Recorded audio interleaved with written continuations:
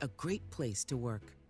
There's very little that you can't accomplish working for Bank of America. If you prove yourself, you can try over in a totally new way. You can learn so much here. You're the owner of your career. See how our teammates are growing in their careers at bankofamerica.com/great place to work. What would you like the power to do? Bank of America, proud to be an equal opportunity employer. You're listening to Leaf Filter Radio, and the guru of gutter protection himself, Chris Cunahan, is here to take your most pressing leaf-related questions and bring you a special Black Friday offer. Hey, everybody, Chris here. I understand we have Ron on the line. Ron, where are you calling from? Uh-oh. Ron, are you calling from a ladder? Well, I was. I wanted to ask Chris what I need to do to get my gutters ready to have leaf filter installed. Oh, Ron, you don't have to do anything. A Leaf Filter Trusted Pro will come out and clean out your gutters, realign and seal your gutters, and install Leaf Filter, America's #1 gutter protection system. So I didn't need to get on this ladder? Ron, Leaf Filter Trusted Pros are in your neighborhood and ready to help. Just visit leaffilter.com/deal to schedule your free gutter inspection and get up to 30% off. Thank goodness. What was that site? That's leaffilter.com/deal. And now, as a special Black Friday offer, you can get a free gutter inspection, plus up to 35% off. This is our best offer of the season. Unlock it now at leaffilter.com/deal. See representative for warranty details.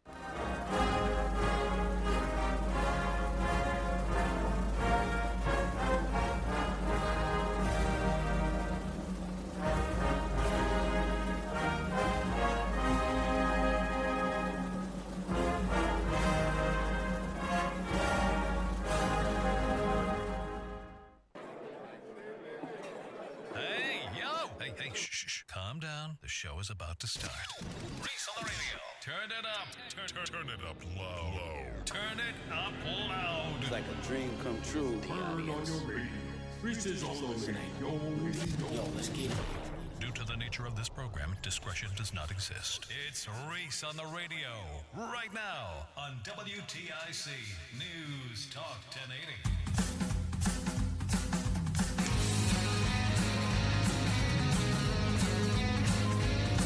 Hello.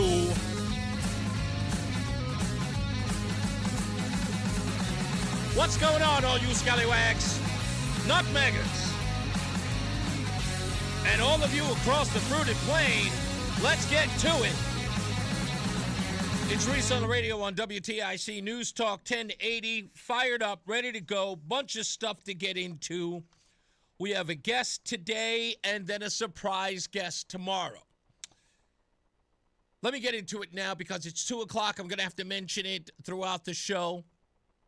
I usually don't get into these types of stories, but it has been brought to my attention that I need to somehow get into the middle of this story, which we're going to discuss. So today we have a guest on the program. We are going to talk to him about his relationship with Gina Laurie, the owner and operator of the place to be. And that is Ken Zwerdlik, who will be in the studio in a little bit, roughly about 4 o'clock.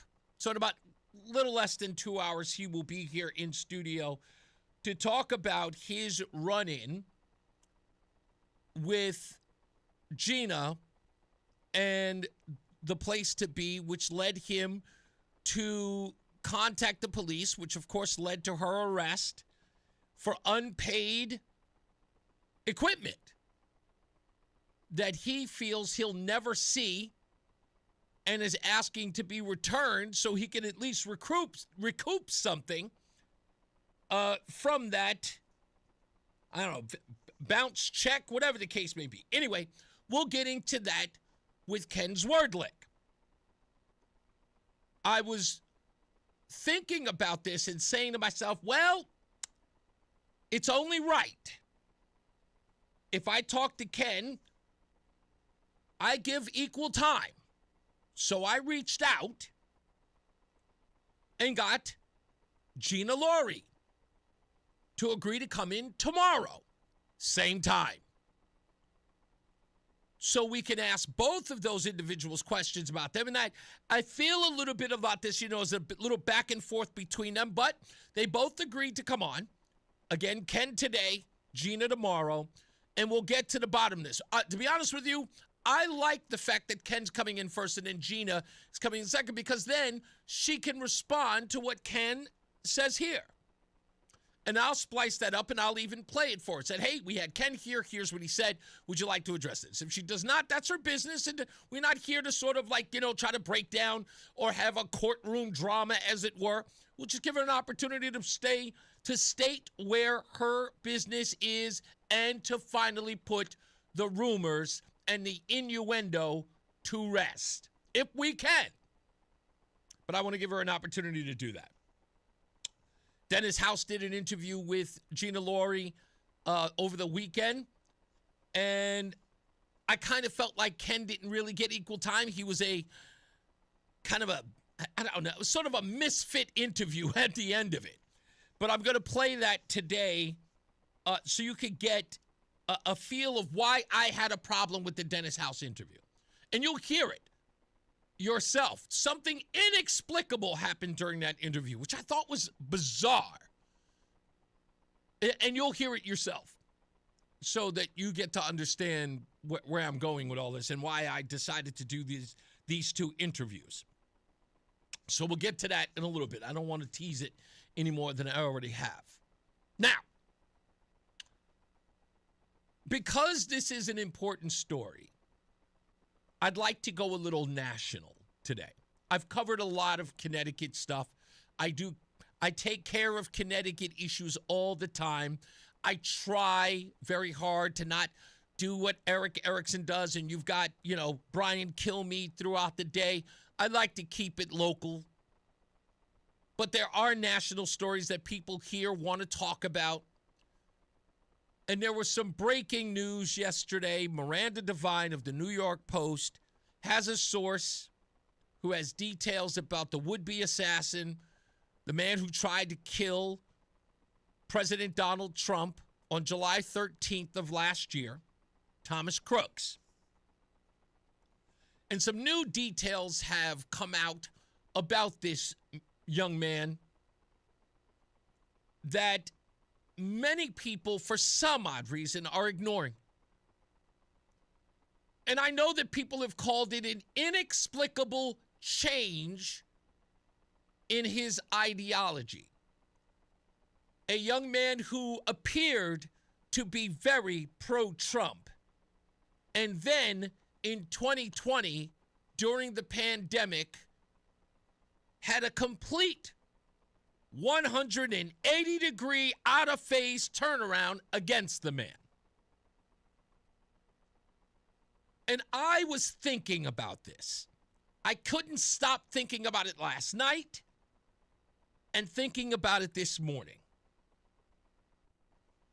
And folks, I know you're going to agree with me here, and I don't care what side of the aisle you're on. You are going to agree with me on this one. Why is it that when an individual changes their political ideology, when they transfer or change from one to the other, one always appears to become more violent than the other?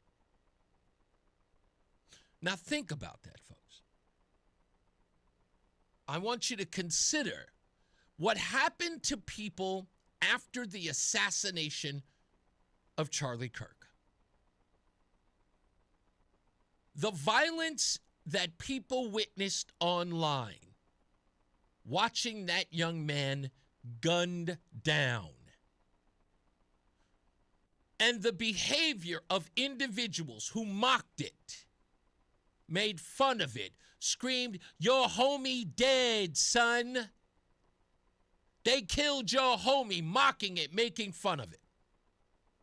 When it turned off people on the left and converted them to God-loving, Charlie Kirk following, Turning Point USA following individuals.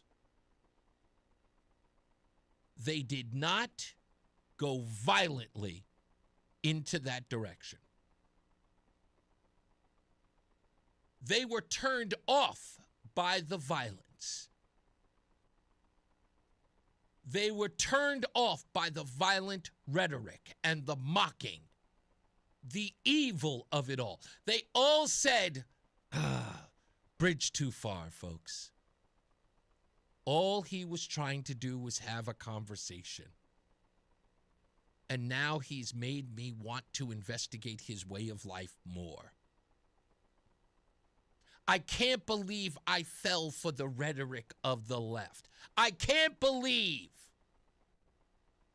that I was captured by those ideals. And the only thing Charlie Kirk wanted to do was to challenge those, challenge my beliefs, challenge his own, and went in his direction after his death.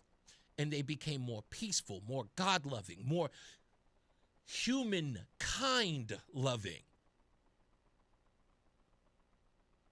And then look at those who have converted from conservative to the left, to progressivism. It's never about joy, love, peace, harmony. How could it be? Everything they stand for is oppressor, oppressed, victim, victor.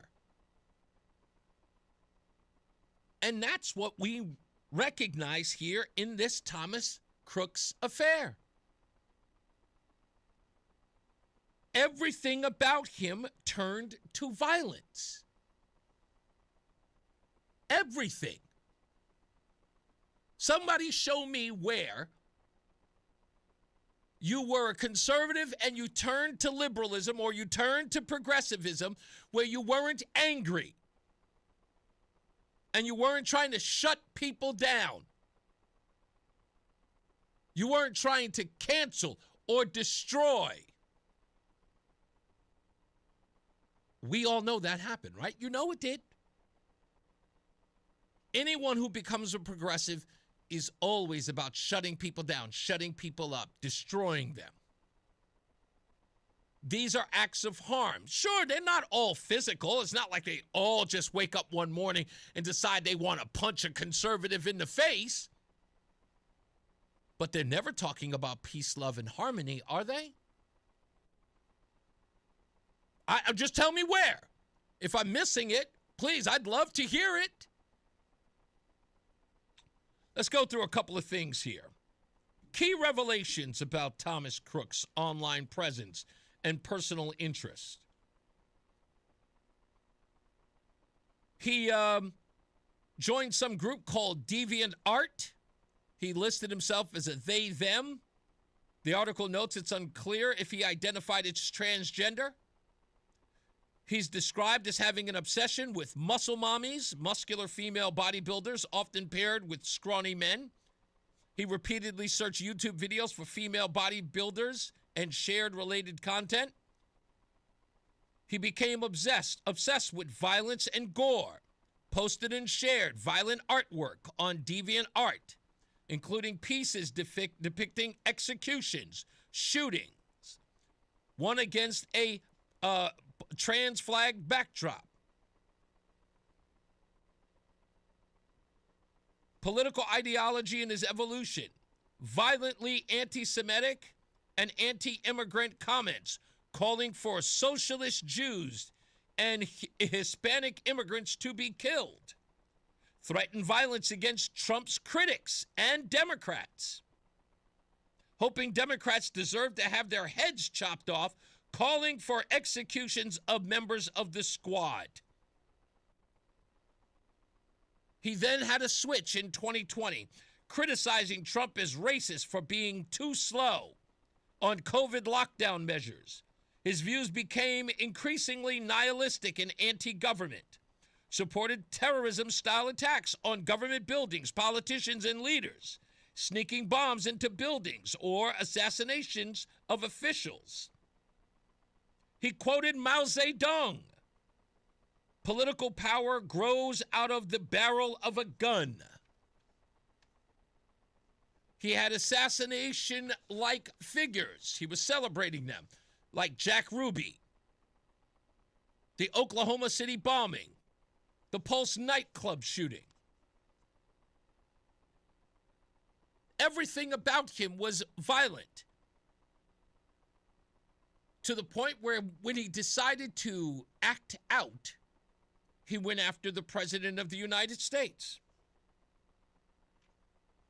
a man that he once revered. But here's the thing that I would like to know. What happened in 2020? I mean, I want you to think about it. Liberals, progressives. When Thomas Crooks had woken out of his brainwashing, he woke up. He was no longer a part of the cult, as you folks like to believe. He had to have been influenced by the rhetoric of the left. He had to be woken up by you. You would have called him a cultist. You would have said he needed to be deprogrammed. Well, there you go, folks. He was deprogrammed. Deprogrammed to the point that he climbed up on a roof to assassinate the fascist, Orange Man, the Hitler incarnate. This is one of yours, right? This is one of you. I mean, who else was he influenced by? He hated the man that you hate too, right? The enemy of my enemy is my friend, right? He's one of yours. You were able to influence this young man to the point where he decided to take out the thing that was drawing you the most ire. It was drawing your ire on a regular basis there, Donald Trump. This man sacrificed his life for your beliefs, didn't he? I'm just trying to understand. This is something that I learned in the last, 20 minutes. When a conservative makes a liberal shift, it frequently comes with a public deconversion story that includes trashing their former tribe, friends, families, and church, and old heroes. The incentive structure on the left-leaning internet rewards dramatic displays. I was a fundamentalist Nazi. Now I'm woke.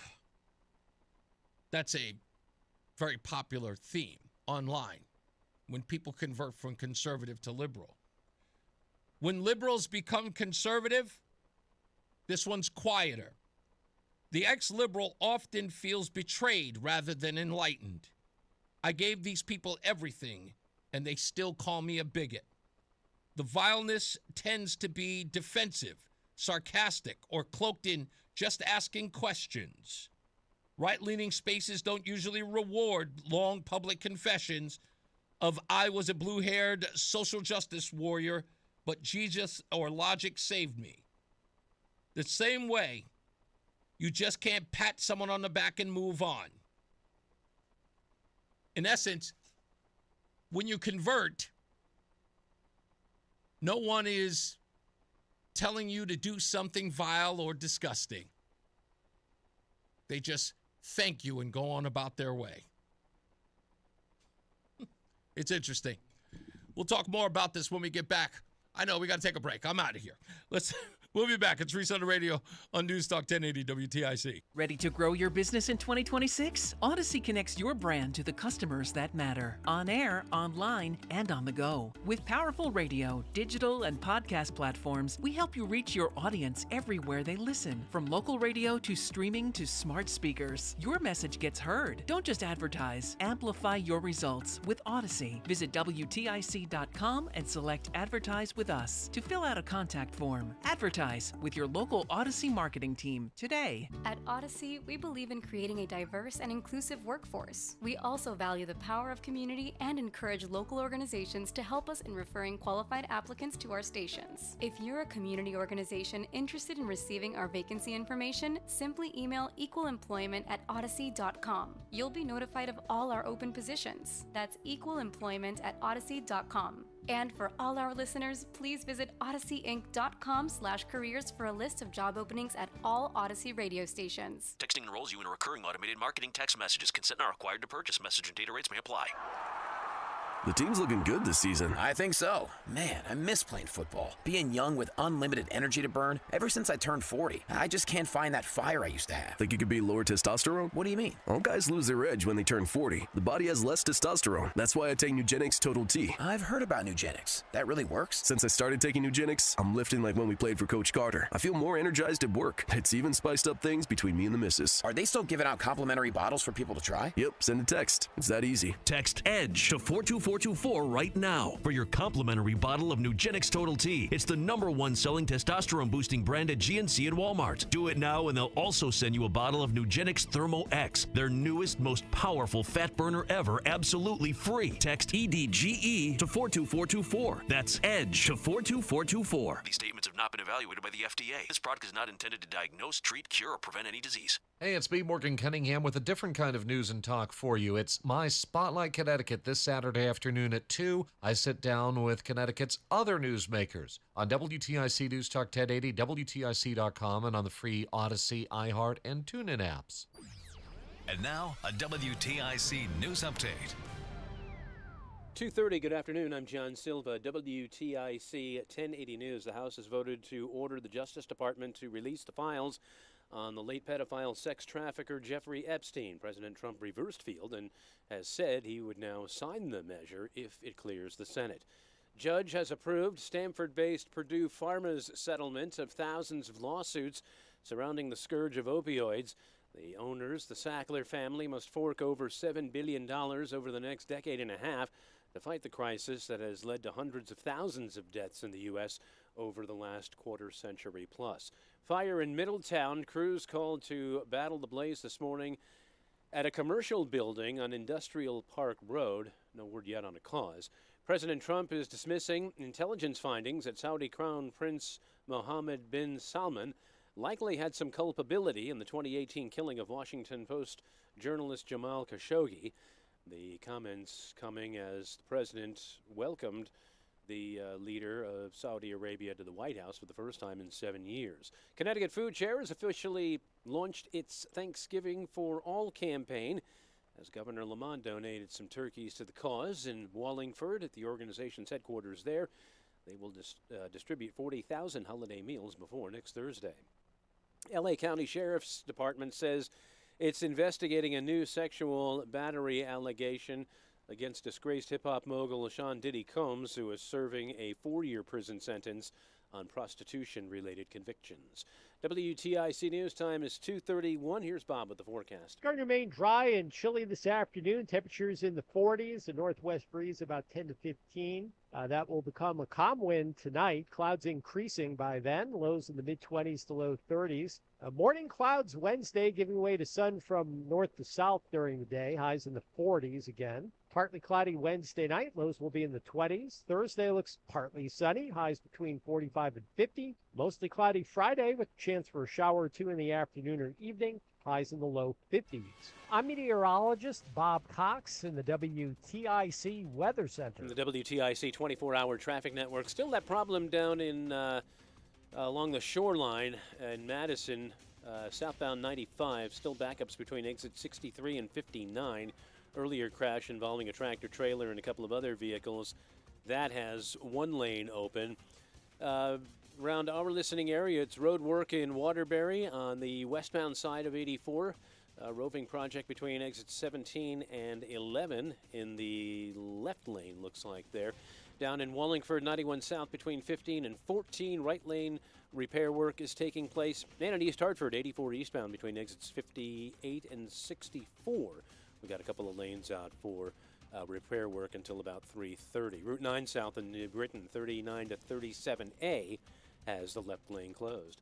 I'm John Silva, WTIC 1080 News. Never liked braces? Invisalign is an alternative that may be right for you. It's removable, more comfortable, and reduces the risk of developing cavities and gum disease. Get your dream smile discreetly and easily. Call Columbia Dental at 860-645-0111. This is Dale for Northeast Men's Health, where we've successfully treated thousands of men for low testosterone and helped them feel like their old selves again. Please take a moment and listen to how we help Kurt.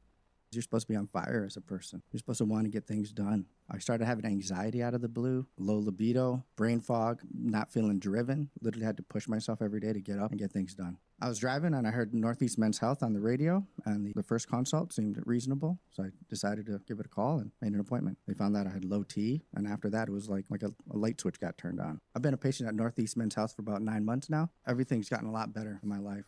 Energy, feeling, just work, a whole lot better. Even my kids notice. They're like, Daddy's got energy, Daddy's ready to go. If you don't feel like that, I would suggest calling Northeast Men's Health. Thanks, Kurt. It's true. Low T therapy will likely change your life. Your initial appointment is only $99 with results in minutes. And if you start on testosterone the day of your appointment, your visit is free. Call today, 800-930-5956, or go to northeastmenshealth.com. You're listening to Leaf Filter Radio, and the guru of gutter protection himself, Chris Cunahan, is here to take your most pressing leaf-related questions and bring you a special Black Friday offer. Hey, everybody, Chris here. I understand we have Ron on the line. Ron, where are you calling from? Uh-oh. Ron, are you calling from a ladder? Well, I was. I wanted to ask Chris what I need to do to get my gutters ready to have leaf filter installed. Oh, Ron, you don't have to do anything. A Leaf Filter Trusted Pro will come out and clean out your gutters, realign and seal your gutters, and install Leaf Filter, America's #1 gutter protection system. So I didn't need to get on this ladder? Ron, Leaf Filter Trusted Pros are in your neighborhood and ready to help. Just visit leaffilter.com/deal to schedule your free gutter inspection and get up to 30% off. Thank goodness. What was that site? That's leaffilter.com/deal. And now, as a special Black Friday offer, you can get a free gutter inspection, plus up to 35% off. This is our best offer of the season. Unlock it now at leaffilter.com/deal. See representative for warranty details. Hey, y'all. It's the Rocket Roger Clemens here. Spent a lot of time pitching heat. Years later, the pain in my joints remind me of those days, but I'm not looking to sit still, and I definitely am not interested in going under the knife. That's why I chose QC Kinetics. Not just for elite retired athletes. QC Kinetics gives everyday folks joint pain relief using regenerative treatments that work with your body to help repair joint damage. No surgery, no long recovery, whether it's your knees, hips, shoulders, or back. My friends at QC Kinetics will help you get moving again so you can get back to doing the things you love. QC Kinetics medical professionals will look at your x-rays or MRI to determine if you're a good candidate. I trusted QC Kinetics to help me feel like myself again, and I'm proud to recommend them to you. Call QC Kinetics today and schedule your free consultation. Call QC Kinetics, 860-440-PAIN. That's 860-440-PAIN. 860-440-PAIN. If you're one of the millions of Americans behind on your taxes, if you're afraid to open your mail because IRS collection letters could be coming, listen carefully. The IRS is cracking down, taking paychecks, freezing bank accounts, revoking passports. That's a fact. But here's what most people don't know. There are official tax relief programs designed to help struggling taxpayers. Programs that could save you thousands if you qualify. No one knows these programs better than the experts at Optima Tax Relief. Optima's award-winning team will fight to protect your paycheck, your passport, and your property. Their tax attorneys and licensed tax professionals will work tirelessly to get you the best deal possible with the IRS. Every day, penalties and interest keep piling up, so don't wait. Call Optima now for a free consultation. Call 800-354-2840. 800-354-2840. 800-354-2840. Optima Tax Relief. Some restrictions apply. For complete details, please visit OptimaTaxRelief.com. Julia Chase Brand of Groton was a champion half-miler. She was also a champion of equal rights. Prior to the 1970s, women were prohibited from running in road races with men. Snubbed when she tried to officially enter the 1961 Manchester Road Race, Julia ran anyway and became the first woman ever to complete the course. Her protest run attracted national attention and ultimately prompted officials to change the rules that discriminated against females. Thanks to Julia Chase Brand, more than half of the runners at last year's road race were women. Learn more at manchesterroadrace.com. The Manchester Road Race is a great local tradition, and WTIC News Talk 1080 is proud to be a partner. WTIC has been Connecticut's radio station for over 100 years, with local talk shows talking about the things affecting our state and nation. Mornings with Brian and Company, 5:30 till 9, and Reese on the Radio, 2 till 6, plus local news, weather, traffic, and sports, all on WTIC News Talk 1080, because local radio is just better. Fan of WTIC? Then do us a favor. Download the free Odyssey app and favorite WTIC. Hey now, we are back. If you are just joining us, showing up in a little bit, a little more than an hour and a half, Ken, gosh, why am I forgetting his name already? Why would I forget his name? I had it sitting in front of me. Zwerdlik, Ken Zwerdlik. He is the restaurateur. He sells restaurant equipment, and he is sort of caught up in the little scandal with the Place to Be restaurant. He'll be here at about 4 o'clock. He'll probably be here a little earlier than 4 o'clock, but he'll be on the air at about 4:05. We'll talk to him about his about what's going on with Place to Be. We'll get to the bottom of that. In fact, from what I understand, he was going into some form of partnership with Gina Laurie, and we'll talk to him a little bit about that so we can get the details of what's going on. People believe that it was a $10,000 or $11,000 check. According to him, it's a little bit more than that. We'll get to all of that when he gets here. And then tomorrow we will have Gina Laurie on the program to respond to my interview with him today. Plenty of other stuff. Yesterday, if you missed yesterday's program, my exclusive interview with Aaron Miller, Reverend Aaron Miller of the Metropolitan Community Church of Hartford, was online. You got to go to reasoontheradio.com, click on Facebook or X, so you can get you could get that interview, or you can hear my exchange with him. It's about 2.5 minutes long, so it doesn't take up a bunch of your time. It was reshared yesterday by Elvira, the mom in question of Eileen, who had taken her own life, and what Elvira believes is a result of Reverend Aaron Miller's intervention into Eileen's life. So you can go view that. A lot of people have shared it. A lot of people were telling me thank you. I appreciate you for the thank yous, but I'm just doing my job. What we're trying to do here on the show is to sort of get to the bottom of a lot of these stories and continue to push them until we get answers. Try to leave no stone unturned. So that's what you should tune into the show for. Tonight, we have another story that we are going to try to get to the bottom of. We're going to try to get answers from individuals tonight. We're going to be traveling to another town on a story that we're working on, hopefully to get some answers from people who are in power. We'll have that for you tomorrow as well. We're also supposed to be interviewing the new mayor of New Britain. And I just got word that someone asked us to write a formal request to have the new mayor on the show. And if I could, look, somebody get this message to the mayor's office, if you could. No. I am not writing a formal request to talk to the mayor of any town. What do you need, proof that I asked so you can come up with a reason to refuse? Just come out and say no. Don't waste my time where I got to write you a letter like some sort of pen pal, writing you at PS 22. Hello, Mr. Mayor. We were wondering if you would come down to our class to tell us a story about your inspirational efforts to become mayor. Get out of here. You coming or you not? We called, we asked.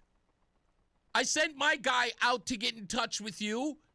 You sound like you were gun-ho, and then some other person interferes and says, can you send us a form? No. Maybe you haven't heard of the program. It's Reese on the Radio.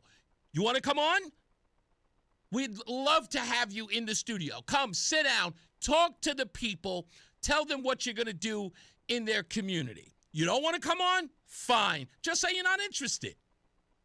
I'd appreciate that. Be straight with me so I can be straight with the audience. We asked, he wasn't interested. No problem. We move on. But all that formal, get out of here. You know who we are. Do you understand? Look, do I have to explain this? Let me explain something to you. This place, this institution, the historic nature of this institution, 100 years, WTIC, on AM, asked the new mayor to come and be a part of one of its programs. We shouldn't have to ask. We shouldn't have to ask at all. You should be contacting us. And from the way that I see it, on this particular program, it may behoove you to come on over. You want to spend an hour, we heard. We granted that. But now you're going to make us jump through hoops now that you find out that we're interested? We're not that interested. I hate to be that way, but it sounds disrespectful. Please don't disrespect us. Just say no. That's all. Just say you're not interested. We called Erin Stewart. She just said that she wants to become governor of Connecticut. I called her before she even made the decision. I spoke to her assistant. Sure, we'll get back to you. Never heard one word. Never even bothered to reach out. Apparently, they don't think we're relevant enough. When I say we, I mean here at Reese on the Radio. No problem. You won't get me talking about you. And to be honest with you, I think the audience feels a little slighted as well. Because, again, it's not just talking about me, it's talking to them. Who do you think I speak to all day, 5 days a week for 4 hours a day? I talk to them.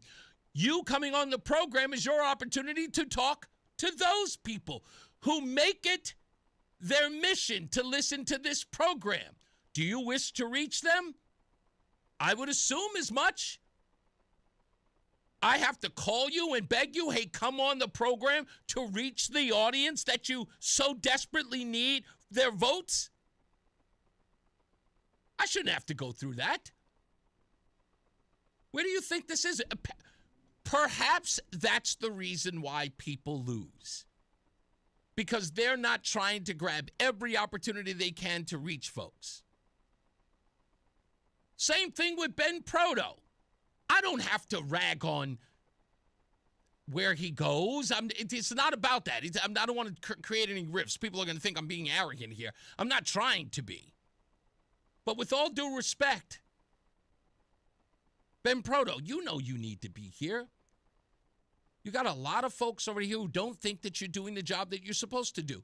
There are plenty of people here who don't think that you're reaching out to the audience that you need to reach out to tell people what your plans are.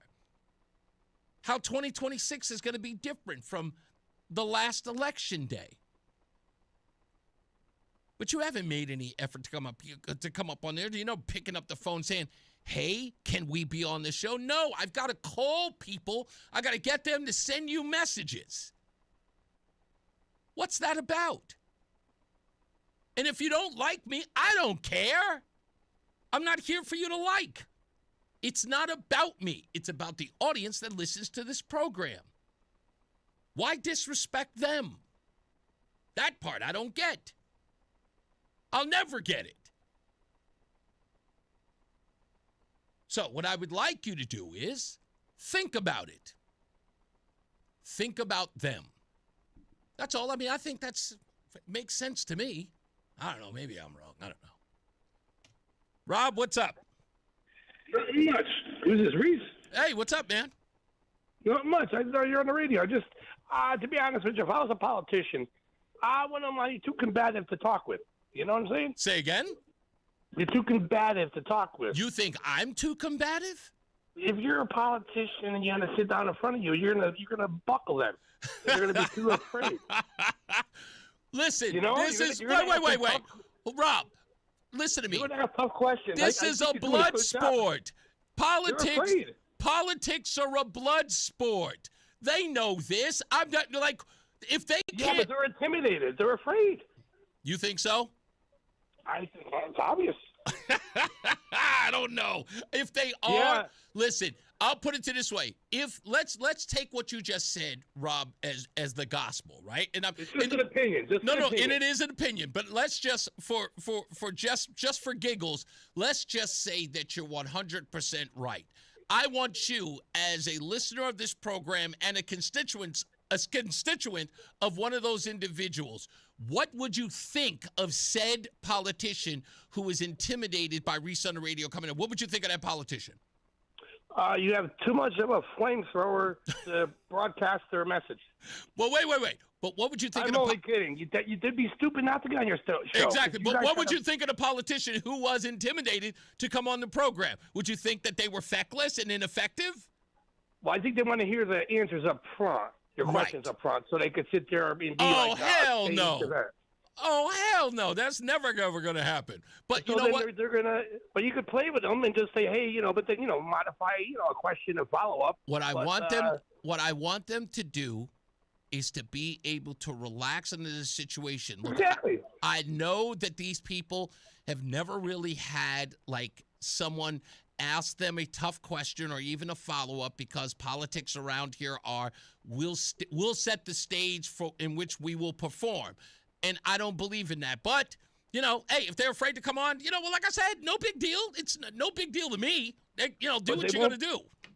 They won't be able to set the agenda That's before true. they sit down with you. They want to have That's the agenda set before the conversation's over with you. They want to have the conclusion already done. 100% right, sir. And with you asking those questions, they're not going to know what the conclusion will be after the end. Well, then you know what? That's what's going to set the frauds from the frauds from the real deal. That's how it goes. Thank you. But you got a big outfit. Yeah, man. We'll see. We'll see what happens. Thank you, man. We'll take a break. We'll come back. More news, more views. I'll take some more phone calls. Stay on the line. We'll return. It's Reese on the Radio on WTIC NewsTalk 1080. You could think you found your dream home online. The kitchen island looks perfect for your inner chef. The backyard, a paradise for your green thumb. And that extra room, hello walk-in closet. But here's the twist. The lot next door just got rezoned for years of construction.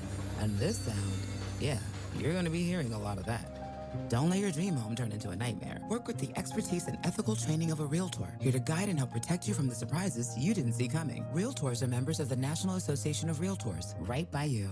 Okay, I have to tell you, I was just looking on eBay, where I go for all kinds of things I love, and there it was. That hologram trading card. One of the rarest, the last one I needed for my set. Shiny like the... Designer handbag of my dreams. One of a kind. eBay had it, and now everyone's asking, ooh, where'd you get your... Windshield wipers. eBay has all the parts that fit my car. No more annoying. Just beautiful. Millions of finds, each with a story. eBay. Things people love. Hi, I'm Joe with SimpleSaleUSA.com, and I buy houses cash. If you own a house and want to sell it fast at a fair price, call me at 203-896-4000. I can pay cash and close in as little as 7 days. I buy houses in any condition, any price range, and more importantly, anywhere in Connecticut. I'm a private real estate investor who buys several houses a month, and I want to buy more. I buy inherited houses, divorce houses, behind in payment houses. I even buy my tenant won't pay me the rent houses. Do you own a house that is trash and needs thousands of dollars in repairs? Great, because I love buying junk houses. I buy vacant houses, abandoned houses, condemned houses, and even foreclosure houses. If you own a house and want to sell it fast, call me at 203-896-4000. That's 203-896-4000. 203-896-4000. Wesley Financial Group is not a law firm, and Chuck McDowell, definitely not an attorney. This is Chuck. Do you feel stupid for buying a timeshare? Don't. It's not your fault. You were most likely told you could rent it, and it was a great financial investment. And the deal was available today only. If this happened to you, contact your resort or Wesley Financial Group for help today. Call Wesley now for your free exit information kit. 800-242-3131. 800-242-3131. My name is Whitney Allen. I am a widow. My husband, Ryan, died. We never thought in a million years we'd have to use life insurance. The unexpected happened. With Ethos, it is so fast and easy. It's 100% online. You can get a quote in seconds, apply in minutes, and get same-day coverage. No medical exams, and you can get up to $3 million worth of coverage through Ethos. Get your free quote at ethos.com/radio. That's ethos.com/radio. Time spent on application may vary. Online health questions required. It's Reese on the Radio on News Talk 1080 WTIC. What happened? There we go. Let me tell you what after Rob said what he said about people being intimidated. This is what Cicero said in the comments. He said, I made a comment yesterday and Reese responded with something totally irrelevant. No politician should be afraid of Reese. What Cicero was talking about was yesterday when he made the comment about Senator Coons. And I responded to him not only in the chat room, but I responded to him on air. I didn't respond with anything irrelevant. I responded with the exact quote that he was trying to claim as his own, and then went on to play him the comments about Jeffrey Epstein, the point that he was trying to make yesterday. But since we're back on the subject, Cicero, which shows exactly who you are and what you are, I'd like to go to another liberal you may like. And she's my favorite over at The View. Sunny Houston, Houston. She's your favorite, too. You trust her. Here's her on the Epstein files just last year. People were dying for this information. There was some sort of list that everybody thought was going to come out, and who's on the list. What's important for us to note is we shouldn't be repeating names that are on the list, because just because your name has, not on the list, but in the documents, just because your name is on the documents doesn't mean that you have done anything criminally irresponsible or illegal or civilly irresponsible. Okay. Can you eat that now? Thank you. I appreciate it. Swallow that whole. Okay? Now, let's get to Sam in Windsor. How are you, sir? How you doing, Reese? What's up? So a journalist buddy of mine once told me that once it gets personal, you should stop. That's right. Why I say this is Donald Trump did Theo Vaughn. Donald Trump did Sean Ryan. Donald Trump did Joe Rogan. Donald Trump did some of the most insane journalist interviewers in the world when he was running. Well, you know, he spoke to people who you normally would not consider traditional journalists. Joe Rogan is just, I mean, for lack of a better term, a conversationalist. He's not a journalist. He has so much time he can ask follow-ups. He's not even following a journalistic sort of rule book, if you will. Right. So I just wanted to bring that point up real quickly and say all these people who are running for office, look, everyone's got skeletons. It's how we deal with them, you know? Exactly. And you know what? What I want to do is sort of have a conversation about things that are usually said in platitudes and have a follow-up that says, okay, I know you want to do that, but can you explain to me how you implement that in a way that average people understand and will vote for you because they understand? Because I tell you, that's part of the reason politicians seem to turn off their constituents or their potential constituents by not understanding what they're going to do and how that is relevant to their lives.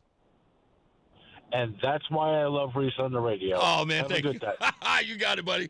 Let's go to Sean in Meriden last but not least. What's up, buddy? What a great commercial that was for you. But he's right. But one of the things the question that you asked is about politicians not coming on your show. One of the things that is very clear to anybody who listens to you for like 10 minutes is you're not going to take BS. Right.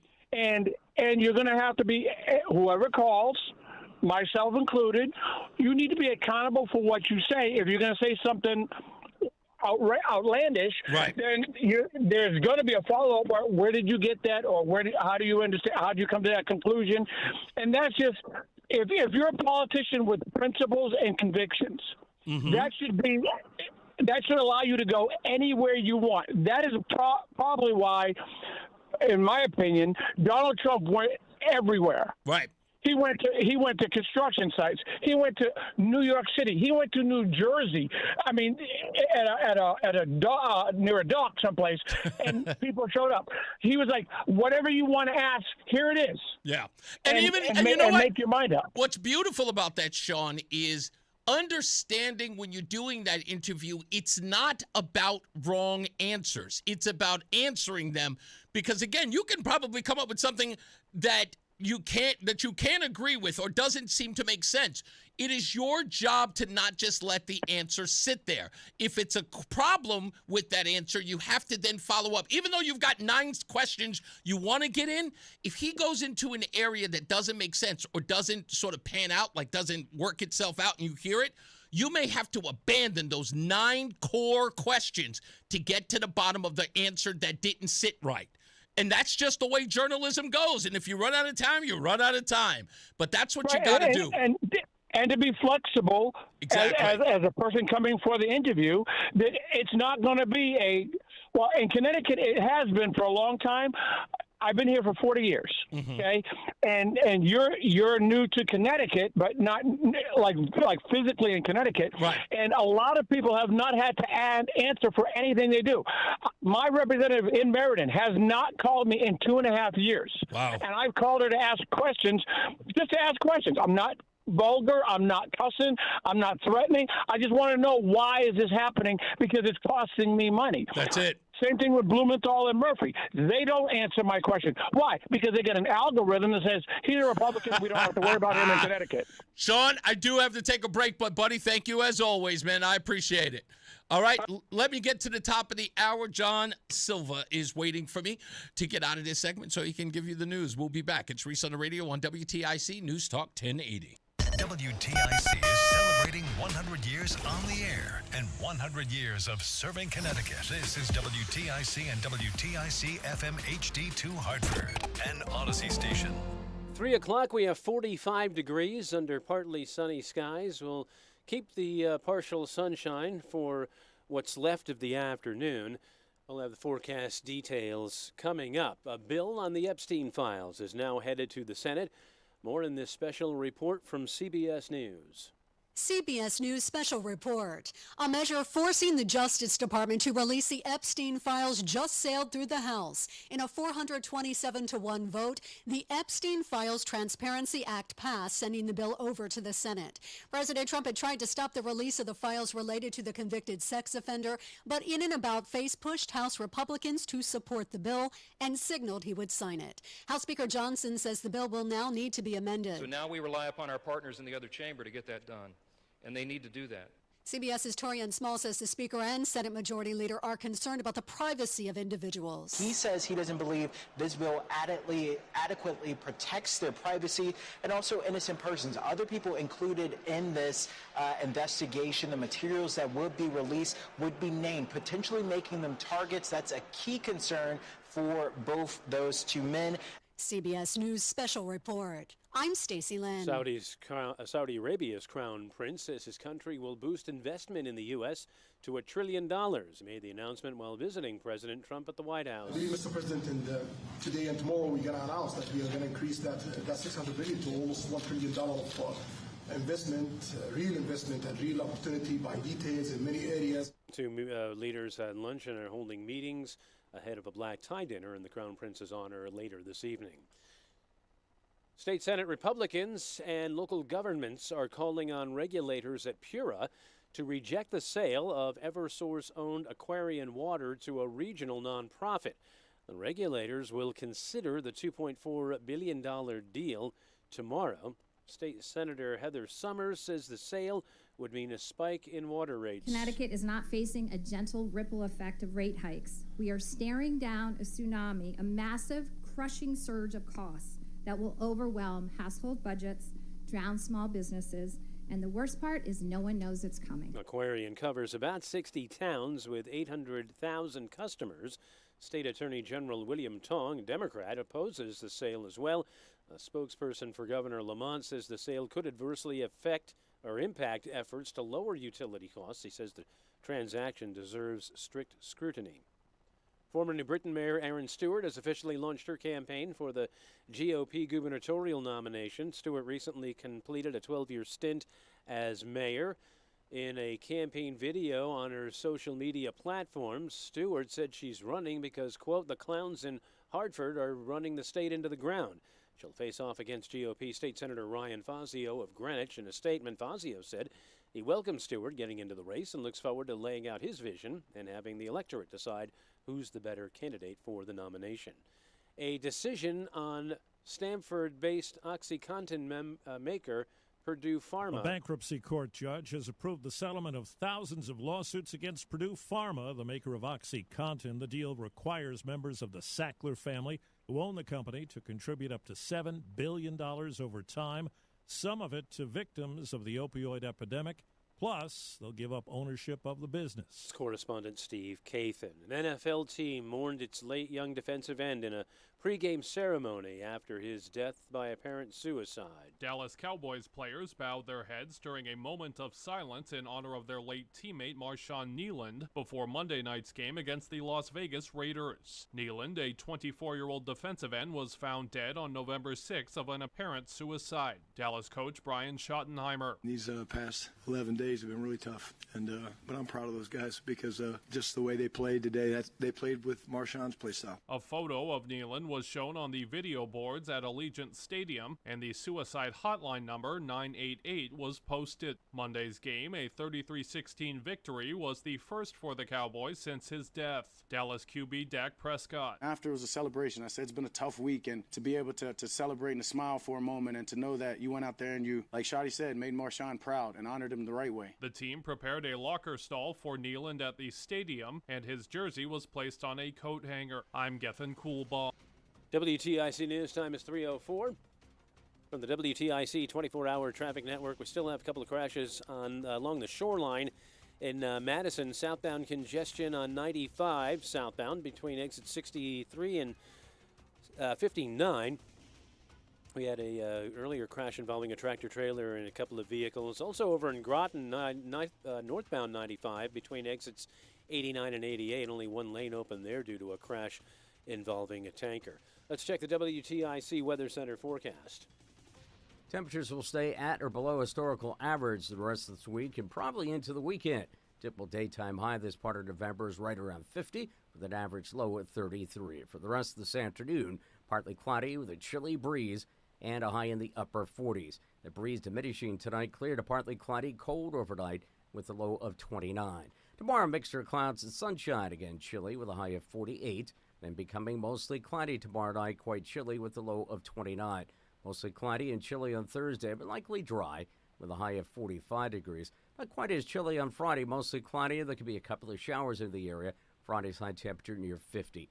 Heading into the weekend, mostly sunny on Saturday with a high of 49. And still is partly sunny on Sunday. Sunday's high temperature 48. So rain and drizzle, a possibility by the time we get to Monday of next week, and that could linger into Monday night. I'm meteorologist Bob Larson of the WTIC Weather Center. Another down day so far for the markets. The Dow's off 299 points. The NASDAQ down 142. S&P down 22. For these stories and more, go to WTIC.com. I'm John Silva, WTIC 1080 News. Life unfolds in ways you never quite expect. Starting a new business, getting remarried, being hurt on the job, or through personal injury. Each time, you're left searching for someone new to trust. But what if you had a full-service law firm that knows you and a firm that can represent all of your legal needs? With BPS Lawyers, you get more than a lawyer. You get a full-service law firm. Visit bpslawyers.com. BPS Lawyers, your lawyers for life. Proud full-service law partner of Yukon Athletics. Nick Painderis is responsible for the content of this ad. Slow? Clogged? Backed up? Don't worry. ALO Home Services has you covered. For only $93, our technician will clear any drain in your home. And if it can't be cleared, it's free. Call for details. License number HIC 628926, P10277688, S10413487, D10401465, S3308699, SM3004646, E1185643. Comcast Business can help turn your small business into a connected, secure, modern business. It's how retailers become constantly connecting must-visit shops. How restaurants become reliably up and running neighborhood favorites. How healthcare offices become the data-protecting caregivers that we all depend on. And how wealth management firms become cyber-securing guardians of your information. With reliable connectivity, enhanced cybersecurity, and Wi-Fi backup, your business can stay connected and get threat-ready with Comcast Business, powering possibilities. Get started with our reliable business internet. Plus, stay connected when you add Wi-Fi backup for just $35 a month. And ask about a $500 prepaid card on a qualifying gig bundle. Call today. Restrictions apply. Wireless Connect requires business internet for additional monthly charge. Taxes and other fees extra. Prepaid card offer ends 11/16/25. Reese on the radio, making sense of the news. Yeah, even when it makes no sense at all. Now on WTIC, News Talk 1080. As you may have heard at the top of the news, over 400 congressmen and women voted to release the Epstein files. Dun, dun, dun. And now it's going to go to the Senate, where more than likely it will pass. Dun, dun, dun. And then the files will be released, and then we'll see what happens. And then everybody will get what they want. The files will be released and all that other stuff. And then we'll see what's in them. And then everybody will go through whatever they go through and then move on. Here's the thing, though, nobody seems to be able to answer for me. And I just wish they would. So why are these files so important? It's a simple question. Just tell me, why are these files so important? They will tell us what exactly? Like, what are the files going to reveal? And it's usually the same stupid answer. Well, I don't know. Well, why do you want them to release so bad? Like, what? You know? It's like asking someone to release the recipe for Kentucky Fried Chicken. And then you ask them, why should Colonel Sanders release the secret recipe? And you go, I don't know, just wondering why it's a secret.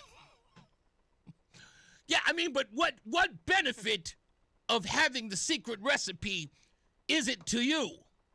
Are you going to make fried chicken that tastes like his chicken? Well, no, I don't cook. So what is the purpose? They never seem to have an answer. They just don't have an answer. What are the files? Why do you want the files? I want to know what's in them. Okay, you want to know what about who's in them? Do you think that the files are going to open and Jeffrey Epstein is going to say, he did it, she did it, this one did that, this one did. Is that what you think is going to be in the files? Because I don't think any of you know what the files even consist of. That's why you can't answer the question when I ask, what are you looking for? I really don't think. I know that you half-ass it every day on these files. You don't know what you're looking for. You have no idea what you want. Because once the story's over, you'll look elsewhere. That's what's going to happen. You'll go elsewhere. It's like, oh, we didn't get anything out of this. I know what you want. It's sad that I know what you want, but you can't tell me. What you want is you want it to cripple Donald Trump.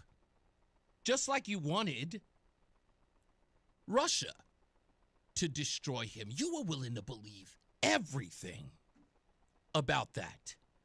Everything. Let me see if I can do this. I tried to do this yesterday.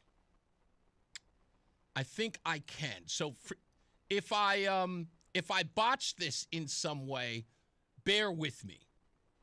I've got to sort of, goodness, how am I going to do this? Let me go here. I need to go to my page, and then I need to pop this thing open here.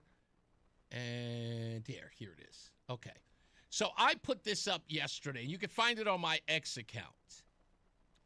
This is what the news media has already reported about Jeffrey Epstein. client list of pedophiles.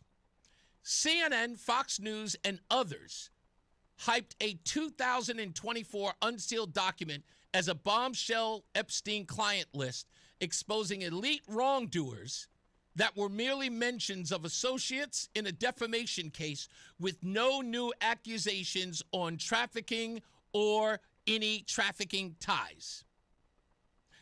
Clinton's 28 island visits. CNN amplified a Trump claim that Clinton visited the island 28 times. Flight logs show only 4 total flights, none of them to the island, CNN was forced to admit.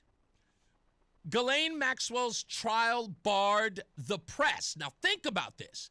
There are people who are reporting that Ghislaine Maxwell's recent trial was barred by the press to attend.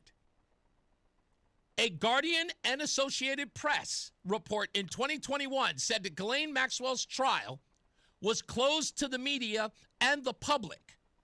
It was fully open to the press. There were live streams and seating available for them.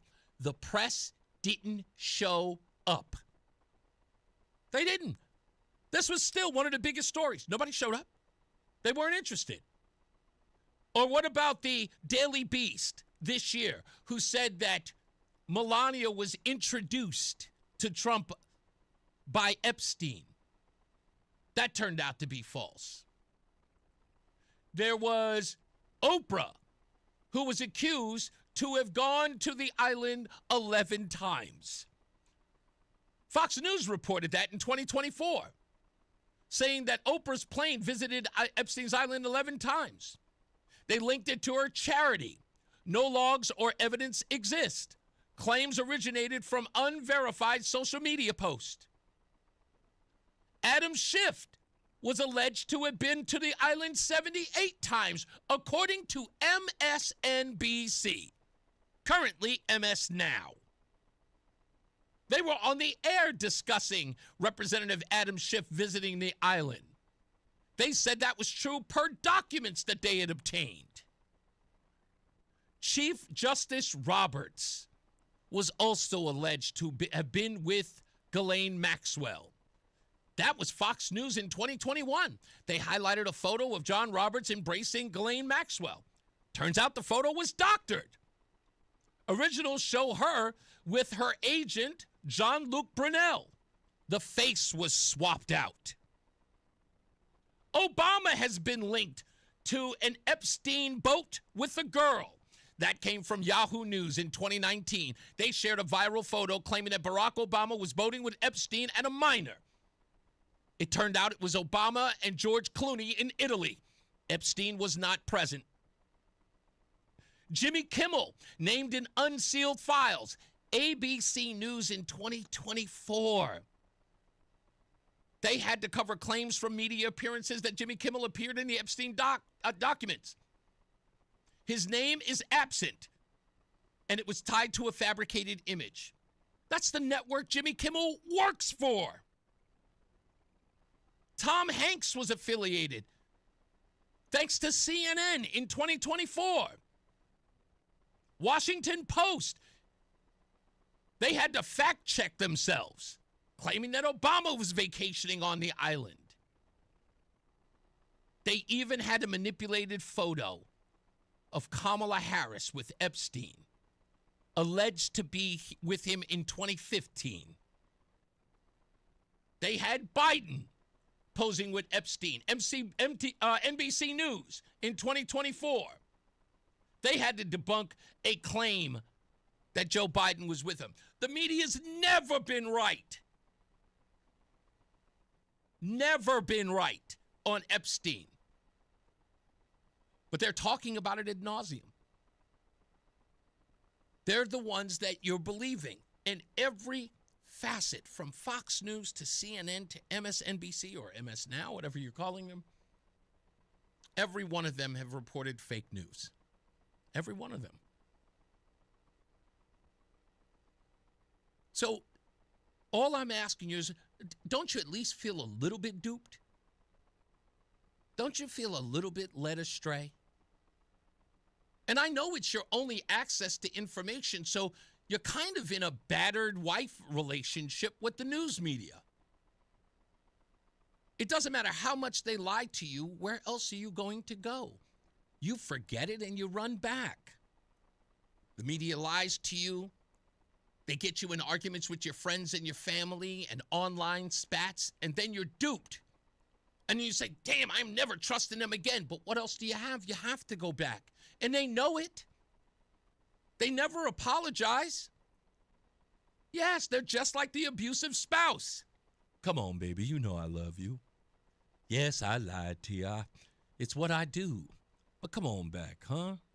Come on. Don't you want... Come on back. I'll make you your favorite flapjacks. Yeah. You get abused every time and you go running back. You got nothing else. You forget. You have a short memory.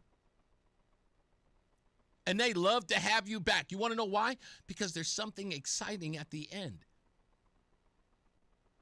It's like, look, I know I'm lying to you, but don't worry about it, baby. Next time, I'm going to do it right. I promise. I'll never hurt you again. And then they hurt you again. It's like, I'm not coming back. You lied to me again. Yeah, baby, I know I lied. I tried. You ain't gonna leave me out here while I'm trying. Come on, baby, forgive me. Oh, it's the best. Freddie boy, what's going on? Fred, you there? Nope, guess not. I'm just saying, I know the drill. I've been there. So you'll be fine. Oh, there, he's back. Okay. Maybe you didn't hear me. Fred, you there? Yeah, I hung up on my accident. Sorry about that. That's okay. What you got going on? Well, three things. You're running? Okay, for some odd reason, you're fading badly, like underwater. Is that right? Yeah. It might be someplace you're standing. Let's see if you can get it. Nope. No, not even the least bit. Okay, you got it. Hey, there's somebody I haven't heard from in a while. Hello, Polly. Polly's all over the chat room right now, going back and forth with Bob. How you doing, Polly? All right. I think it's kind of funny that mayor was afraid to talk to you. Wow. Well, I'm going to have some news in like 5 minutes that I'm going to share with everybody. They're not going to believe it either. Go ahead. What do you got, Polly? Okay. Listen, right off the bat, I did share you a link that I really hope you look at. Okay. It's only 25 minutes long, but it ties into Epstein in as far as it's way bigger than just sex trafficking, which is big enough. It goes into arms trafficking globally, not just, a little bit here, a little bit there. Right. Like the CIA. It gets into financial crimes through the banks. I think with Epstein, and there's files and there's emails, and that it gets confusing. But really, she's pretty much of the opinion that all they're going to do is drip and drab a little bit about, say, Clinton, maybe Bill Gates, and not even while Clinton was in the White House, but afterwards. Right. So it's really going to be sort of enough to get everybody, William, what was this? What was that? And off the trail, and it really nothing about what. Isn't most of this, Polly, if you, like, you know this, you're a wonk like I am in this. But this is an opportunity for, I'll phrase it another way. Isn't this kind of the mainstreaming of QAnon-like conspiracy? And here's what I mean by that. People keep saying that Pizzagate isn't really over. And this kind of gives legitimate credence to what many people have been saying about Washington elites for the longest, that there is this sort of pedo ring within Washington and elites like. Sorry? Yeah. Like the Franklin cover-up. Exactly. Most people don't know about. Right. Yeah. So this is only sort of mainstreaming all of that stuff that they have considered fringe for so many years. Yeah, in a way, it could be. And I do disagree with your point, and I hear a lot of other conservatives on the radio mentioning that they think why weren't the Dems worried about this? The whole 4 years Biden was in, why didn't they demand to get released on? Isn't this just a tactic to try to smear Trump? Well, let me phrase it differently than what you may have heard me say. What I'm saying about this is that we understand that this is the merchandising of hurting Trump, because that's kind of what Democrats do. They kind of like give you their playbook. It's not so much about why didn't the Biden administration talk about it during their administration and expose all these things. What I'm saying is that they had access to all of this information. They had thrown everything under the, beyond the sun at Donald Trump to keep him from running, if not being successful at the run in 2024. This would have been perfect. Yeah. This would have been like the atomic bomb to his campaign, yet no one used it. That's the part I'm saying. Yeah, to me, I don't know. It's a little puzzling in a sense. But in the bigger picture of all this, I am disturbed at what I see more and more as I find myself now really agreeing with some more left-leaning alternative media. Okay. And I'm like, wow, the Young Turks. Before I was like, I'll never listen to them. They're socialists and blah. They're not as bad as they used to, because Anna Kasparian, is that her name? Anna Kasparian, is that her last name? Yeah, she's actually come out of her wilderness on a lot of things. And Young Turks has found it very beneficial to actually get a little bit down the mainstream line, because they know that their brand of progressive politics has not been good for their brand as of late. Okay, so they have actually improved. They have moderated for good reason, because it ain't looking good, and they know that they're, in essence, they know that playing it down the middle has been beneficial for them. So, like Cenk, is that his name? Cenk is actually, he's actually moderated slightly. He's still a leftist, but once Anna started, palling with Josh Shapiro, it really did help their brand, and that's what they're sticking to. So that's kind of what's going on with them. Okay. But yeah, it does disturb me, though. I understand more, and I feel like I'm getting older. Maybe that's what it is. Maybe that's what it is. Older people say it's, left, right, wings of the same bird, and they just want us fighting. And I really actually do see a lot of that where people will just take a stance, sort of without thinking it through or being open-minded on an issue, because it's a conservative idea, or it's a Democratic, a liberal idea. Right. And that's dishonest to yourself. Right. Like, don't you want to go with what's the truth, right? Exactly. And the idea has got to be plainly that, not an either-or idea. It's got to be an idea, it's got to have legs, and it's got to be empiric. I mean, it's got to be at least means-tested as an idea. It doesn't have to be, it doesn't matter whose mouth it comes out of. Does the idea make sense? Oh, yeah, there's a lot of people, just because of who said it, don't just automatically disagree. Exactly. Okay. Yeah. So I really think we're in a spiritual battle of sorts. We really need to keep our wits about us. But I do understand this divide and conquer MO that's been since around before Jesus. It's well, today they've merchandised in it, right? They've profited from it. That's exactly what's going on. Thank you, Polly. I always appreciate you, my dear. All the way, you got it. All the way from Niagara Falls, Polly listens to the program. She actually got hip to me over on WBEN, our sister station in Buffalo. So I appreciate her and a lot of the folks up there who listen to the show and watch the show online.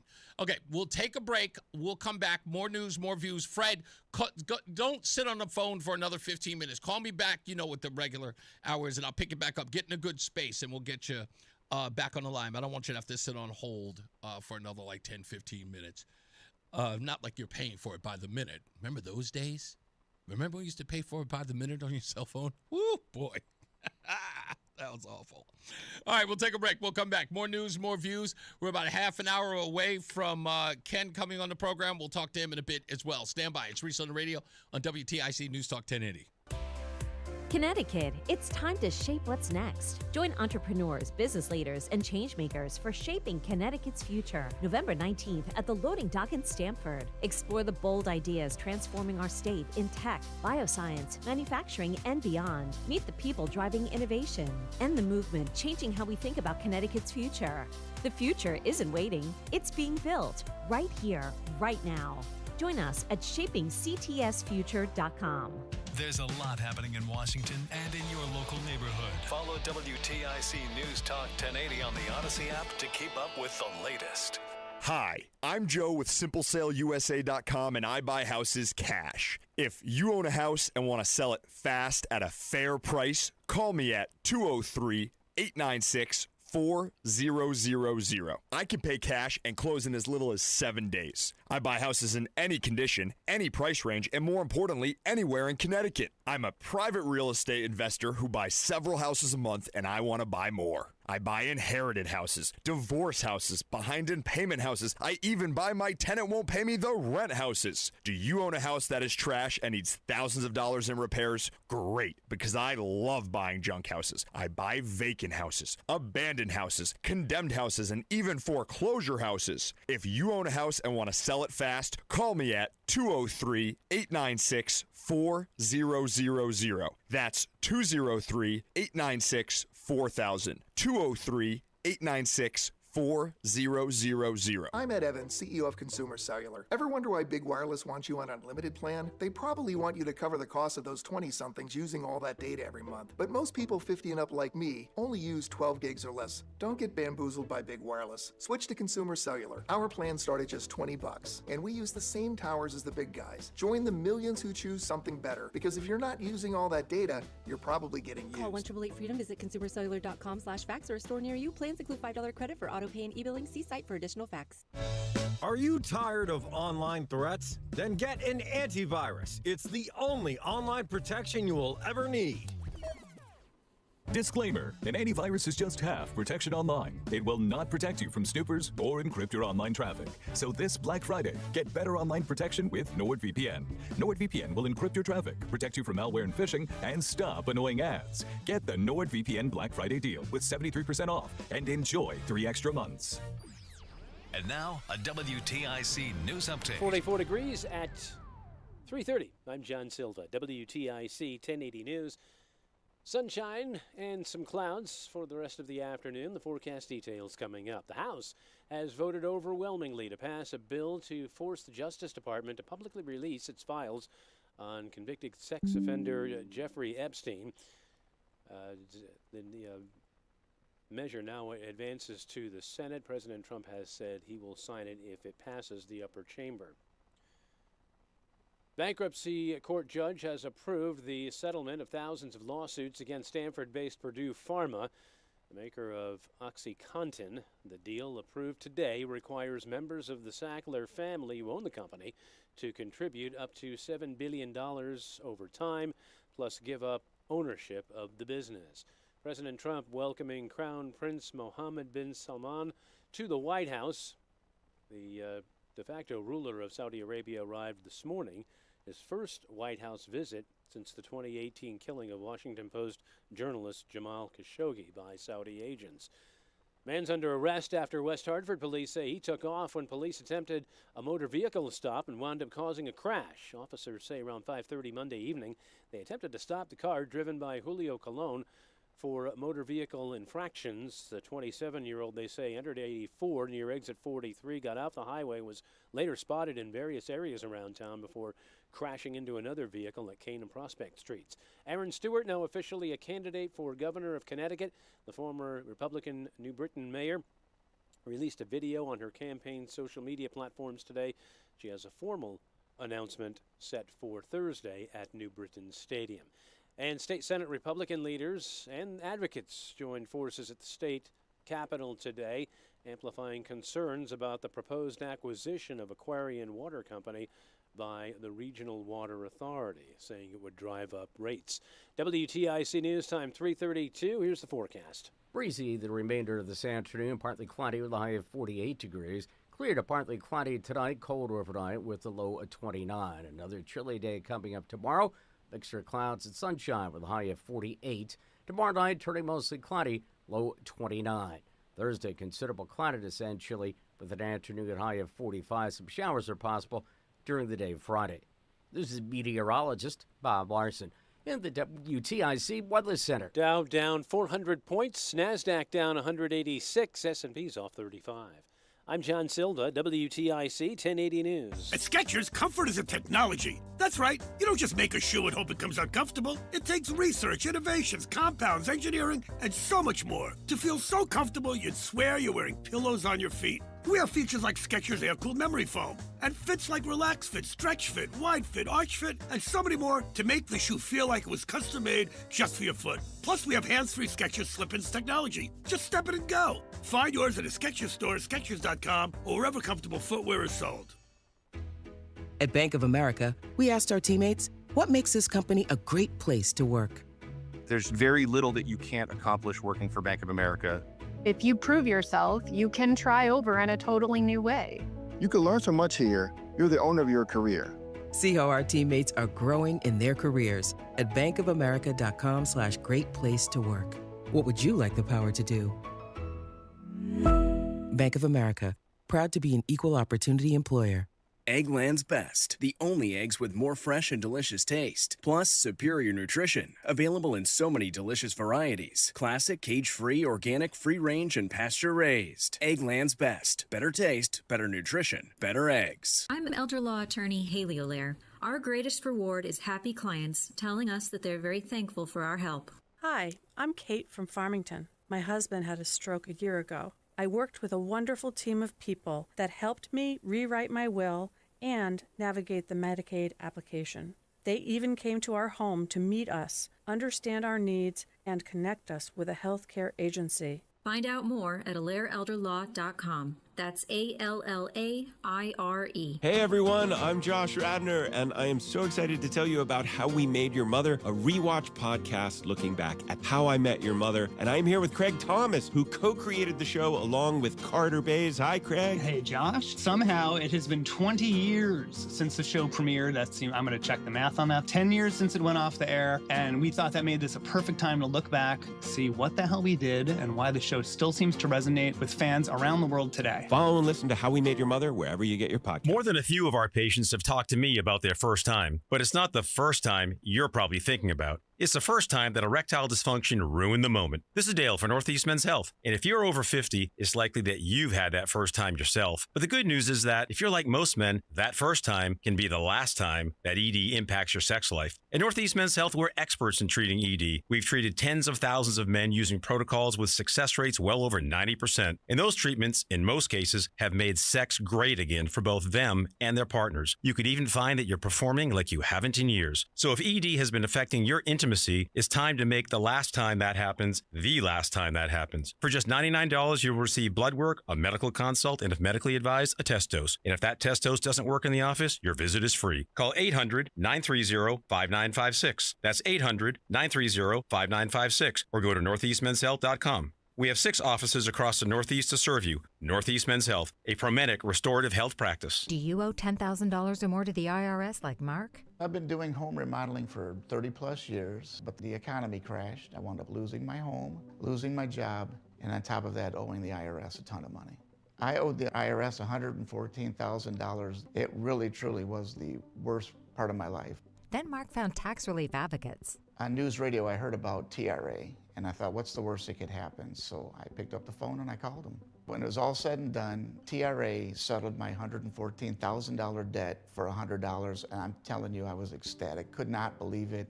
Would recommend TRA to anyone. If you owe 10 or even hundreds of thousands of dollars to the IRS, don't lose hope. Do what Mark did and call TRA for a consultation. But TRA did. They gave me a second chance, and I'm forever grateful. Visit TRA.com or call 800-491-9914. 800-491-9914. That's 800-491-9914. Attention all dog owners. If you have ever listened to the radio or TV for any length of time, you've probably heard of America's #1 dog supplement, Rough Greens. Greetings, naturopathic Dr. Dennis Black, Amazon best-selling author and founder of Rough Greens here. And if your dog suffers from bad breath, itchy skin, licking paws, joint pain, or low energy, the truth is their food is probably to blame. You see, all commercial dog food is dead food. That's why I created Rough Greens. One daily scoop gives your pup the live vitamins, omega oils, probiotics, and enzymes that will bring their food back to life. Don't believe me? Let your dog try it before you buy it. I'll send you a free Jumpstart trial bag, risk-free. You just cover the shipping. Go to roughgreens.com. That's ruffgreens.com. Use discount code NEWS. Don't wait. Give your dog the gift of vibrant health. Order now. It'll be at your house in a few days. Go to roughgreens.com. That's ruffgreens.com. Discount code NEWS for your free Jumpstart trial bag today. Rough Green. We make any dog food better. WTIC News Talk 1080 is celebrating 100 years on the air. As they should be. So, during the break, we have been going back and forth and blah, blah, blah, blah, blah. And I think I can confirm. Yeah. Okay. Yep. Okay, I'm writing this right now. Works. Okay, what else is he asking? We'll give you an hour to get into your show. How long will our segment be? An hour long. And if you're wondering what I'm doing, trust me, you will. The results will be. Oops, I forget and. I put an. I meant to put an hour long segment. I'm setting up. Okay. All right. So, ladies and gentlemen, we have just confirmed, or at least I'm waiting for one more text. We will have we have just confirmed Mr. Ben Proto on the program next week. Next week, Wednesday, Ben Proto here live, sitting in that chair across from me on Reese on the Radio. Just contacted me a little while ago, and we just went through the particulars as we were. See, that's the reason why I don't have a staff. I'm sorry. It's nothing against people who would love to intern for Reese on the Radio. It's not about that. It's just that I like being hands-on. You would only get in my way. That's just the way that I work. That's all I'm saying. Now we got Fred. What's up, buddy? Hey, we're coming through clear? Yeah, you're beautiful now. Yeah, what it is, you're like an NFL quarterback drawing them off with the call. I had the phone down and the radio on. Oh. And then I heard you say my name on the radio, and I think I hit a button when I brought the phone to my face quickly. Yeah. I'm in the same location. Thank you.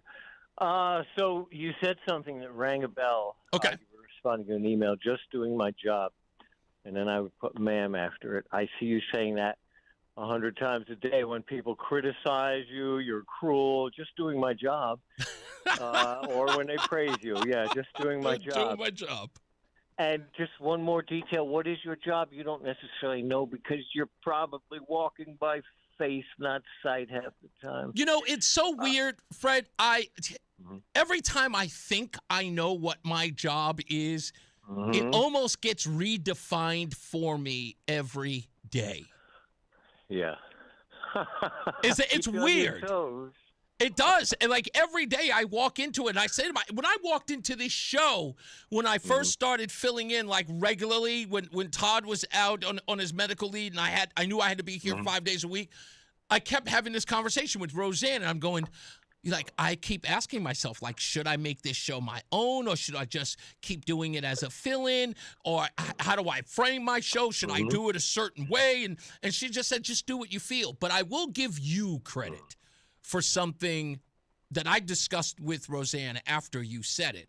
Do you remember our conversation about promoting stuff on Facebook and social media? Yeah, that it wasn't you weren't feeling it. And you know what? And I thank you for that. If I haven't told you, I really thank you calling me up and telling me the reason why you don't like it is because it doesn't feel right. And you have to go with what you feel. And you were so right on that because ever since then, I felt free from it.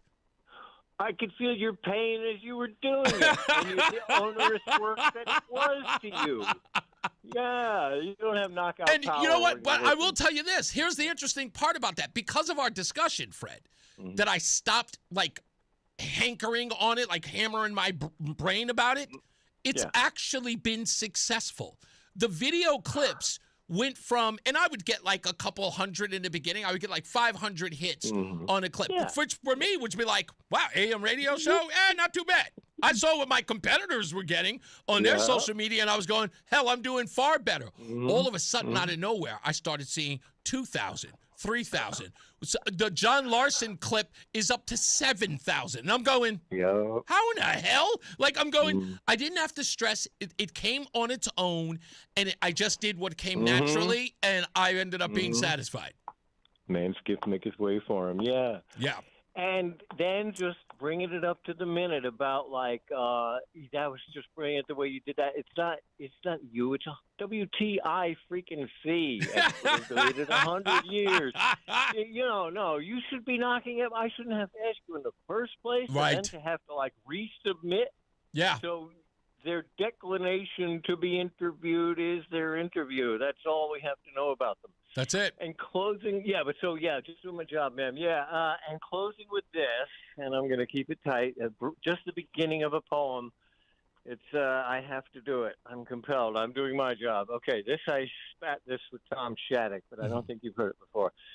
It's called Hello Caller, You're on the Air, and by the way, what are you eating? Hey, hi. Thanks for taking my call and giving me a chance to talk on the phone to you all. Truth of the matter is, I'm actually calling with a chip on my shoulder, a bee in my bonnet, ready to pick a bone. Hold on a second. Let me get off a speakerphone. So have you heard anything about this thing where supposedly the government or someone has been seasoning the clouds? Not all of them, mind you, nor even most, but some of them. Could that be why the fog smelled like burnt toast? Anyway, keep up the good work. You have a good show, and you're a great host, okay? And I'll leave that there. Oh, and closing with 4 words. And I could have, if I could say 4 words for this call, it would be, God bless you, sir. All right. Thank you. Poet Laureate, Fred in Middletown. I'm officially calling him that. It's like I said, it's amazing if you sort of let things go. They work themselves out. You don't have any control. Don't try to have control. I've got a situation that's brewing right now that Roseanne and I are sort of worried about. We're concerned about because it's getting vitally. Is that a right word? It's getting very vital and very close to a deadline we need to meet. And if there's anything in the world I cannot stand is financial crap. And, it's not like we're rich. It's not like we're wealthy, but, we're both working stiffs trying to get, keep our lives together. We own a house. And when that stuff comes up, the worst thing for anybody in life, as far as a conversation is concerned, is conversations about money. And when my wife is concerned about money, this is the crazy part. Oh, that's probably our guest trying to come in. When we have a disagreement, when my wife says something about money, I immediately cringe. Is everything all right? Okay, I think they're checking the door. I cringe immediately when my wife has a question about, because I don't want her to be concerned about a thing. I don't ever want her to have to worry about a thing. And if she ever gives me the impression she's worried, I lose it. So, it's just one of those things that I know, look, you know what? I don't have control. Let it go. It'll work itself out. And it always does, and it always will. And I think we're going to be fine. So I just, when I look at this stuff and I think about like whether or not I'm doing this or I'm doing that or I'm involving myself too much in this thing, I just say, you know what? Just get there. It'll work itself out. And it always does. Is this Rob in Middletown? Rob's calling from Middletown. How are you, Rob? Good. How are you, Reese? What's up? From Hollis, Queens to the CT. That's right. You're a country boy now, bro. I know. Hey, tell me something, Rob, before we get into your call. Doesn't Connecticut have their own type of hillbilly? I've seen them. I've seen them at the diners. Oh, yeah, east of the river, the hillbillies. That's right. I've seen them, and I just go, man, there's a hillbilly everywhere, man. People just don't know that they're there. Oh, yeah, we used to have it out with those boys back in the day all the time. What's your call about, Real sir? Good fighters. Just calling to welcome you to town and ask you got the Negro nonsense. Yes. You got the whacked out whitey. When you coming with the Loco Latinas? Okay, Loco Latinas. I have to, okay, that is a great point, but now I have to figure out a song for it. But I think I've figured out one that you may enjoy. It's popping into my head now, and I will have it for you. In fact, give me after the holidays. I promise you I'll have one for you. Thank you, brother. You got it, sir. Thank you so much. Take care. You got it. All right, folks, there we have it. Ben Proto coming in a week from tomorrow. Today's Tuesday, right? A week from tomorrow, right before Thanksgiving. You do not want to miss it. He's giving us an hour. He'll be here at 3 o'clock. He just confirmed. We've got that coming on. And in a little bit, we will have Ken Zwerdlik. He told me he's going to tell me how to pronounce his name. He should be showing up in a little bit, so we'll talk to him about the place to be controversy with the unpaid equipment and all of that other stuff. He'll break all of that stuff down when we get back. So that's coming up in a little bit. Can we take a break now? All right, we'll take a break. We'll come back. More news, more views. And if you want to, your phone calls, 860-522-WTIC, 860-522-9842. It's Reese on the Radio.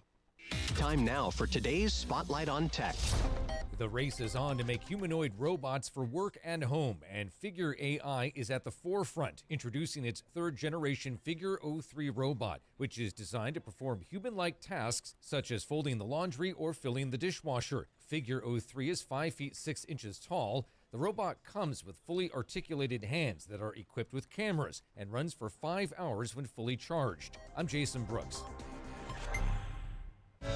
Are you tired of online threats? Then get an antivirus. It's the only online protection you will ever need. Disclaimer, an antivirus is just half protection online. It will not protect you from snoopers or encrypt your online traffic. So this Black Friday, get better online protection with NordVPN. NordVPN will encrypt your traffic, protect you from malware and phishing, and stop annoying ads. Get the NordVPN Black Friday deal with 73% off and enjoy 3 extra months. Dan owed an unbelievable amount of money to the IRS. I got behind on my taxes. It's a horrible feeling. He was in denial. And when I got those letters from the IRS, you wanted to act like they didn't exist. Finally, Dan turned to Optima Tax Relief, the leading tax resolution firm. A-plus rated by the Better Business Bureau, they've resolved over $1 billion for their clients. Optima got me a settlement with the IRS. These people are really people-friendly. It was every bit of a new lease on life for me. The fast action and the great results made Dan's head spin. I felt like I was in a dream, but it's real, and I have paperwork to prove it. They got the job done, and life is good. For tax help you can trust, call Optima now for a free consultation. If you're worried about what's going to happen with the IRS, stop worrying. Make the call now. Call 800-354-2840. 800-354-2840. 800-354-2840. Optima Tax Relief. Testimonial from an actual client. Some restrictions apply. For complete details, please visit OptimaTaxRelief.com. You're listening to Leaf Filter Radio, and the guru of gutter protection himself, Chris Cunahan, is here to take your most pressing leaf-related questions and bring you a special Black Friday offer. Hey, everybody. Chris here. I understand we have Ron on the line. Ron, where are you calling from? Uh-oh. Ron, are you calling from a ladder? Well, I was. I wanted to ask Chris what I need to do to get my gutters ready to have leaf filter installed. Oh, Ron, you don't have to do anything. A Leaf Filter Trusted Pro will come out and clean out your gutters, realign and seal your gutters, and install Leaf Filter, America's #1 gutter protection system. So I didn't need to get on this ladder? Ron, Leaf Filter Trusted Pros are in your neighborhood and ready to help. Just visit leaffilter.com/deal to schedule your free gutter inspection and get up to 30% off.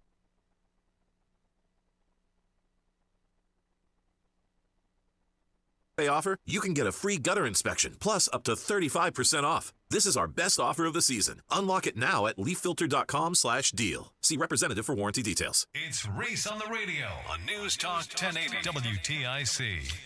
All right, guys, we are back. Reese on the Radio, NewsTalk 1080 WTIC. Ken is in the building. He is here. We've got plenty of stuff to talk about. Ken, does it look like we're going to talk for about an hour?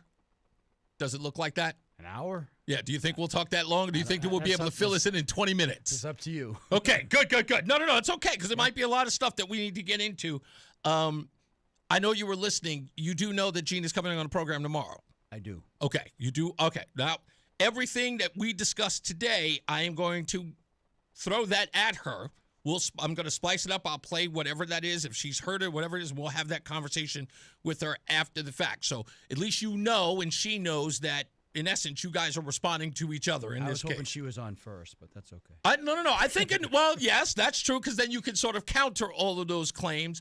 In this case, she sort of gets to, but, well, like I said, I'm going to keep it as fair as possible. I'm just sort of refereeing this in an objective way, so I don't know anything about that. So we'll get into that in a little bit. I don't want to get ahead of ourselves, because we've got plenty of news and plenty of views to get into. Also, stand by. Like I said, if you're just joining us, Ben Proto has responded. He will be here on the program next week, Wednesday at 3 p.m. We'll talk to him. We're still in talks to get the New Britain mayor on the program tomorrow as well, after we speak to Gina. But they're talking about sending a formal invitation. I'm going to be honest with you. I'm going to tell those folks to pound sand. If they don't want to be on the program, that's fine. I'm not really interested in that. And having a, this is WTIC. If anything, they can show up just for the sake of showing up. Also, I wanted to say, I forgot this. So I'm sitting in my hotel room, sitting at my table, getting ready for the show, and my phone rings and then stops ringing. I look, and it turns out, and I'm going to give the man props, because he should have answered the phone after I called him back. I think Senator Dick Blumenthal butt dialed me today. I think he did. I left him a message yesterday, and he didn't respond. He probably saw it on his cell phone and then went to go either listen to the message or dialed it, and then dialed me anyway, and then I tried to call him back, and he wouldn't answer the phone. Blumenthal, you know you have my number. You know that I'm trying to reach out to you. Okay, get on the phone and call me up, okay, so we can have that discussion.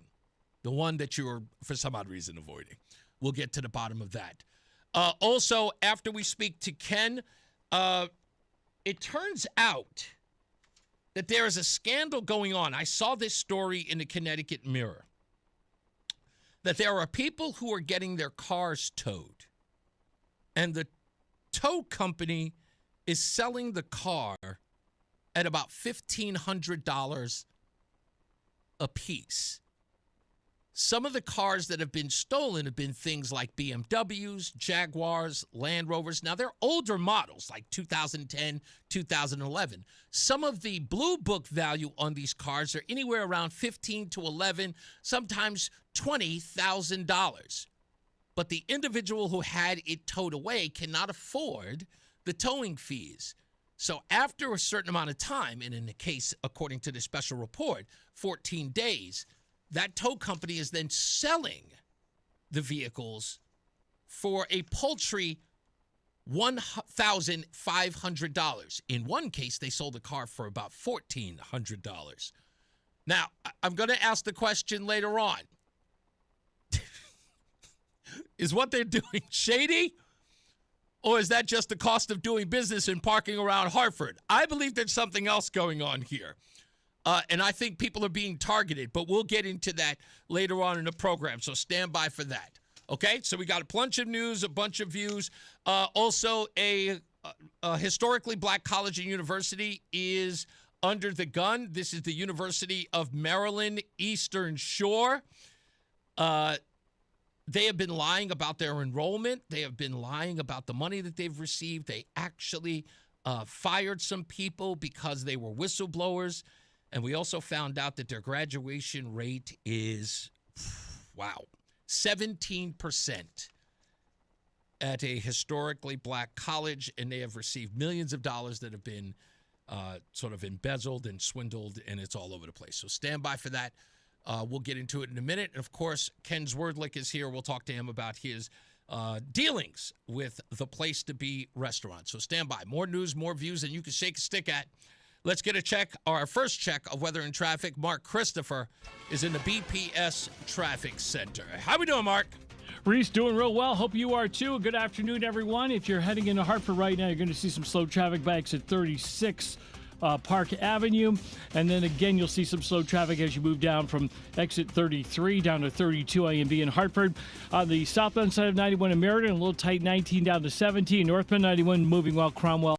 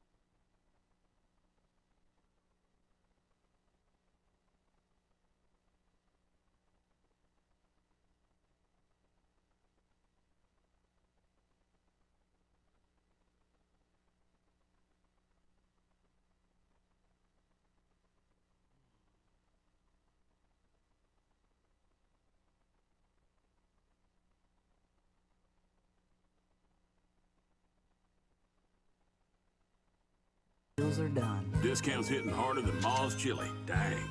That one little app does all the rest. Save time and money on prescriptions. Check GoodRx. GoodRx is not insurance. This is the time of the year most of us are checking off our holiday gift list. Identity thieves have lists too, and your personal information might be on that list. Protect your identity with LifeLock. LifeLock monitors hundreds of millions of data points every single second and alerts you to the threats you could miss yourself. If your identity is stolen, your own U.S.-based restoration specialist is going to work to fix it, guaranteed, or your money back. Make this season about joy, not identity theft, with LifeLock. Save up to 40% off your first year at LifeLock.com with the promo code BECK. Terms apply. It's Reese on the radio. And don't say we didn't warn you on NewsTalk 1080 WTIC. All right, guys, we are back, and you know we do it every time.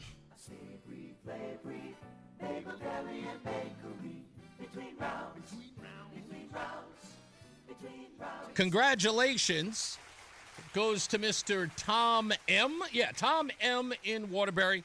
He is today's recipient of a dozen bagels a month for 6 months, courtesy of Between Rounds, the Bagel Bakery and Sandwich Cafe, located in South Windsor, Vernon, and Manchester. If you'd like an opportunity to win a dozen bagels a month for 6 months, you got to go to reeseontheradio.com. That's REESE on the radio.com. Put in all of your information. You got to put in your birth date. You got to put in your telephone number. And, of course, you have to put in a full address. You must live in the state of Connecticut and cannot have won within the last 6 months. And you can enter as many times as you want. Do you do any work with Between Rounds like any other bakeries? Absolutely. You do? Okay. Yeah, you seem to be the guy. So, yeah, you know our good friend Jerry. Okay, we'll ask you all about that. We're gonna spend a lot of time with Ken today. All right, so stand by for that. Also, if you didn't hear, you're just joining us because you're just getting out of work. We have confirmed Ben Proto on the program next week, Wednesday, 3 p.m. We'll talk to him for about an hour. We'll get all of your grievances out on Ben Proto on that program, because I know a lot of you are going to start sending me text messages and questions and ask him about this and remember that time in the 5th grade. Don't inundate me with a bunch of stuff. I promise you I'm going to handle this. When we come back, Ken is here. We're going to talk to him about the place to be. He's got a lot of information to share. We're going to spend a lot of time with him. This story has been covered by every facet of the news media, and I think Ken has sort of felt like he's being ignored here, and his side of the story is barely getting told. We're going to give him that opportunity to do that. So tune in, tell your friends, let them know that Ken Zwerdlik is here, and he's going to tell his side of the story. We'll get to the bottom of this in a minute. Before then, let's get another check of traffic and weather as you get home with Mark Christopher. He is in the BPS Traffic Center. Hey, Mark. Reese, thank you very much. And this traffic report is being brought to you by Columbia Implant Center in Manchester. And if you are traveling into Hartford right now on the southbound side of 91, you've got delays from 33 down to 32A and B. South of downtown Sloan, again, 19 to 17 in Meriden. Northbound 91's okay. Cromwell up into Windsor Locks. Westbound 84 tied up. Approaching the Bulkley Bridge out to 45. Flatbush 84 eastbound. Sluggish stop and go 44 Prospect Oakwood into the tunnel. If you're traveling 9 northbound, look out for some slow traffic in Cromwell between 29 and 30. Left lane out with road work there. Westbound 84 is slowing from 26 in Cheshire up to exit 25 in Waterbury. If you are traveling on the shoreline, 95 southbound, look out for an accident on the Madison-Guilford line between 60 and 59. Tractor trailer and 2 vehicles. Looks like only the left shoulder is getting by right now. Delays are back to 62 behind that. New Haven, 91 southbound delays from 7 down in toward the 95 interchange. Stuck in traffic again, don't waste another minute. Columbia Implant Center in Manchester gets you in and out fast, often in just one day, open 7 days a week. Get your smile back now. Columbia Implant Center, ColumbiaImplantCenter.com. Traffic and weather together on the 8th WTIC News Talk 1080. WTIC weather. Partly sunny the rest of today with a chilly breeze at a high of 48. Tonight, partly cloudy, cold overnight, low 29. Another chilly day coming up tomorrow. Mixture of clouds and sunshine, high 48. Mostly cloudy and chilly on Thursday, high 45. Could be a couple of showers in the area on Friday with a high up to near 50. It's now 43 in Bristol. It's 45 in Meriden and 44 degrees in Hartford. I'm meteorologist Bob Larson of the WTIC Weather Center. Have bad teeth that need to be replaced? Don't like removable dentures? Worry no more. Come on down to Columbia Implant Center in Manchester any day of the week and ask for the All-on-4 procedure. Call us at 860-643-1898. Paul Anka, a man in his music. Friday, April 17th.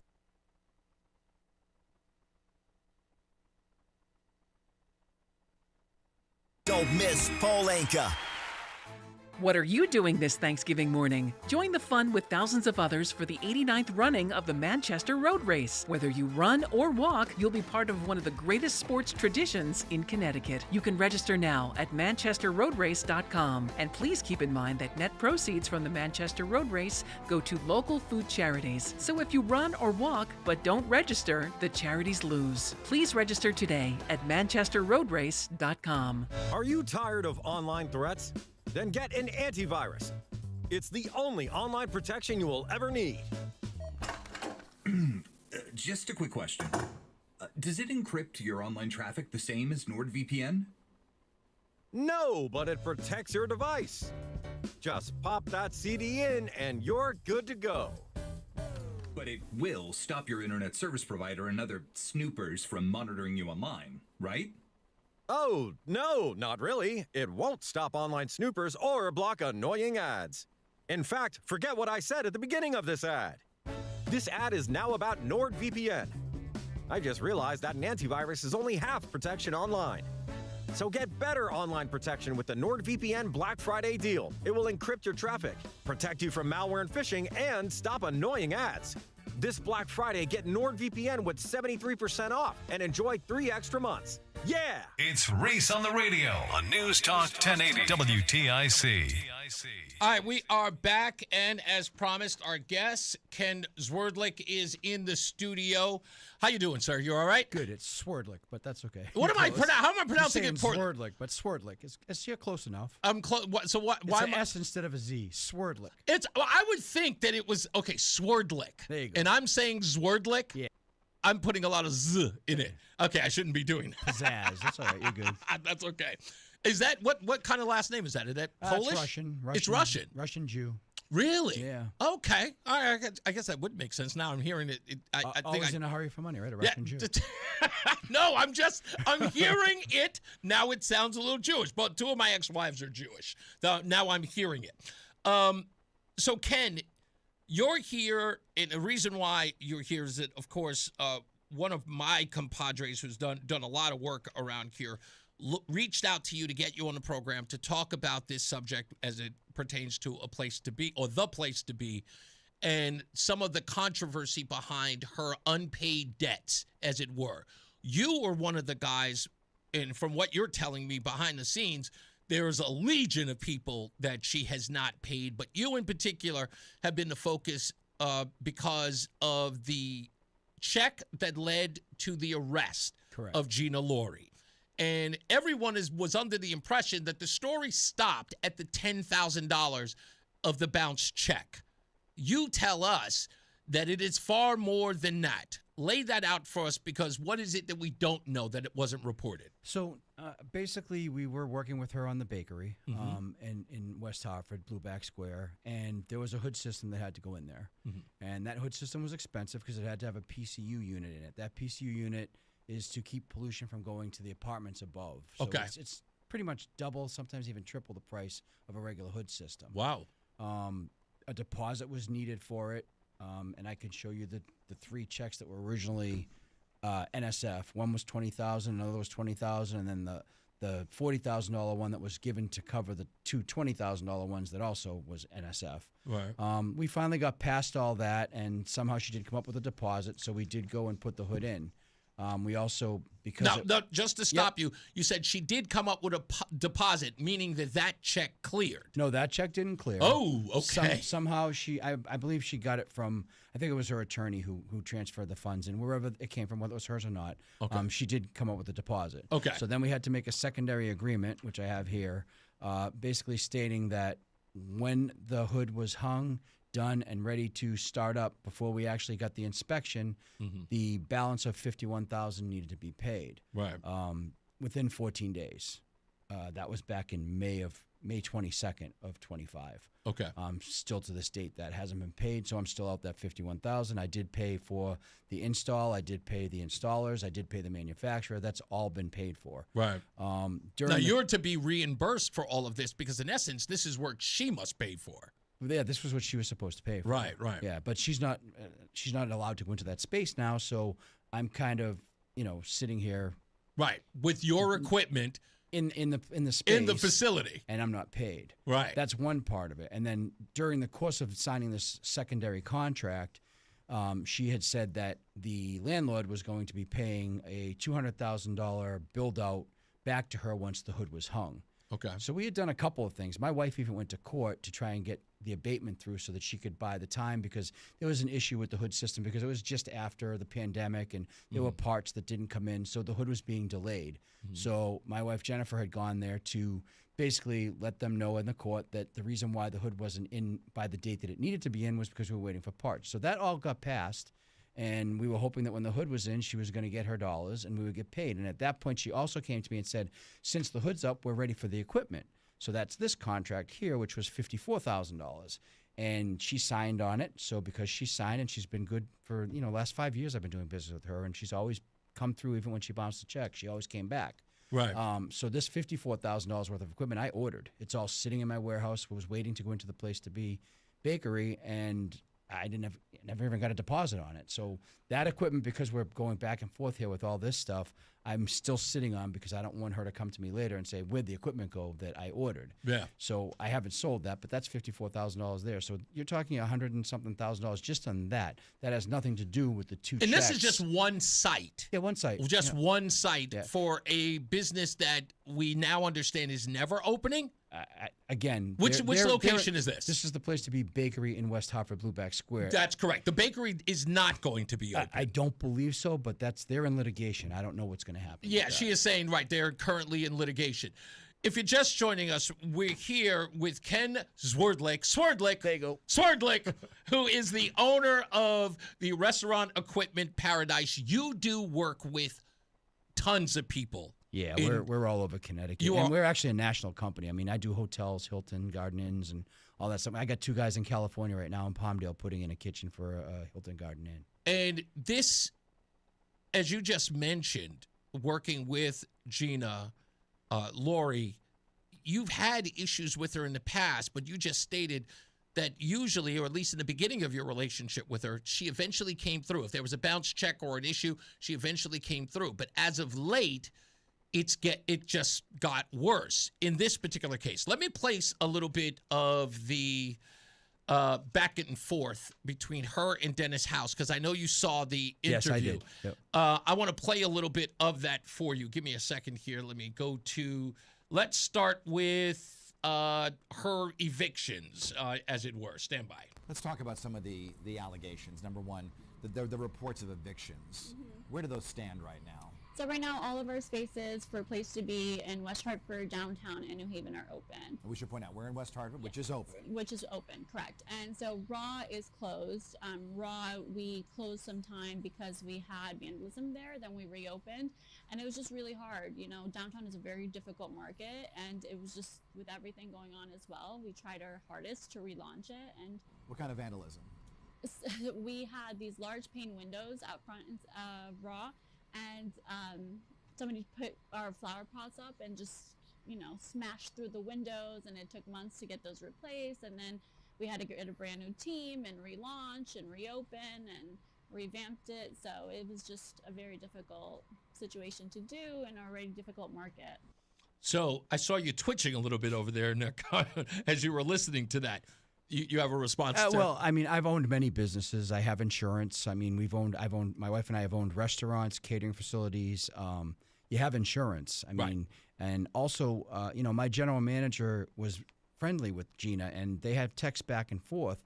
And Gina sent her a text saying, "You wouldn't believe what happened. We had a fight, and someone threw the thing through the window." And she sent pictures to Jerry, and my general manager, and so I don't know where the vandalism came in or anything, but again, I don't want technically vandalism. It is, and again, I don't want to harm Gina. Like I said, she's a heart. She's in business. I don't want to hurt anybody. Yeah, you're not trying to. I'm not trying to do that. I just want, the truth is the best policy, and I wish she'd just come out with it. Understood. Let's play a little bit more. Again, we're here with Ken Swerdlick.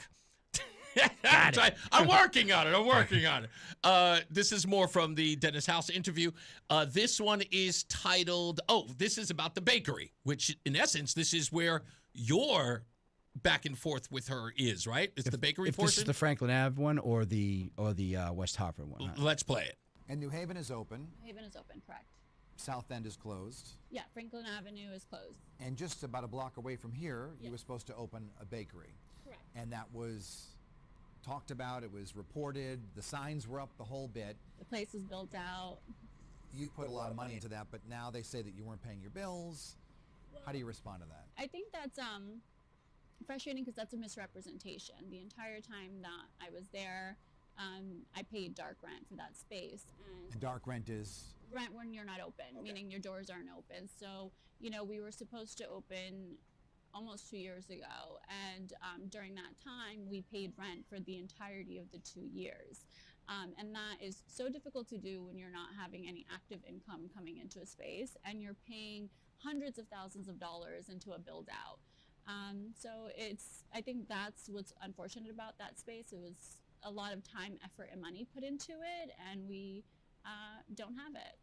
Now the bakery is indeed the place where this hood went in, Correct. the one that you're Yes. out of. Yep. Did you install that? She said it was built out, ready to go 2 years ago. I mean, I wouldn't say it was built out, ready to go. When I went in there after the hood was in, there was a point where we were supposed to move a couple of walk-ins around that were existing. The landlord, we had to put an elevator shaft in. There was a lot of stuff. Holy moly. She did have to deal with a lot of stuff in that space. Right. And I think that what happened was the money just ran dry. She at one point said to us, can I use the walk-ins to trade in to pay off some of her other bills that were owed on the other places? And we allowed that to happen. I took the walk-ins and I sold them to recoup on the money, but that's just making me work twice for it. Right. But you were very accommodating always, to her. Whatever she needed. At one point, she didn't have a plumber to do the gas manifold under the hood, and I sent my plumber over, and she never gave him a check or a deposit, so he never went to do the plumbing. And as far as the build-out goes, the gas line has to be put in for the Ansel system to go in because the Ansel valve has to go in, et cetera, et cetera. There's a whole bunch of mechanical stuff that goes along with it. You lost me. So that's okay. But there's a whole bunch of stuff that has to go along with it. And, basically what ended up happening was it never happened. So I had gone in there, and the only thing that had to be done was there had to be louvers put in the side of the building to finish that hood to go all the way out and duct out. And she couldn't get anybody to do the louvers because she owed people money for that. So it never happened. Hear me. No, hold on for a second, because I'm listening to all of this work that's being done. You've been in this business a long time. You are clearly a pro, and you understand this. Tell me what it would cost. I'm just an average schmo trying to open up this location that you're describing.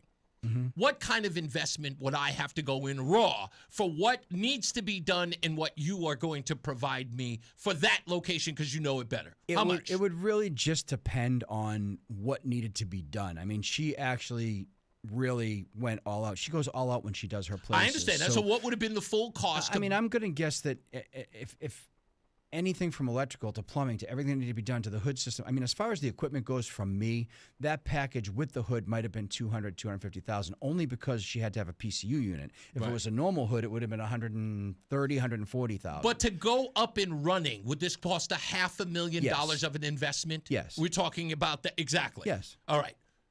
And that was on a rental space. Correct. $500,000. Yeah.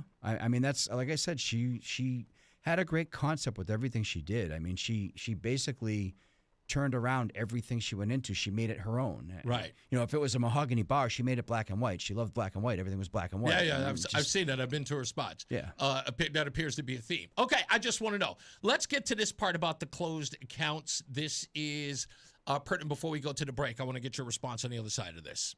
Let's talk about your arrest for writing the bad checks or the checks that came from a closed account. Correct. How did that happen? I ran to the location. I grabbed the first checkbook that was on the desk that was already pre-stamped with my signature, which usually means that that's the checkbook that is accurate. I wrote it out of that checkbook and handed them off. And then I was told, a week later that the account was closed, and I reached out to the bank, and they said because that particular location we were remodeling for 6 months, so they closed the account because there was inactivity for 6 months. And it's just very unfortunate that that happened, but it was.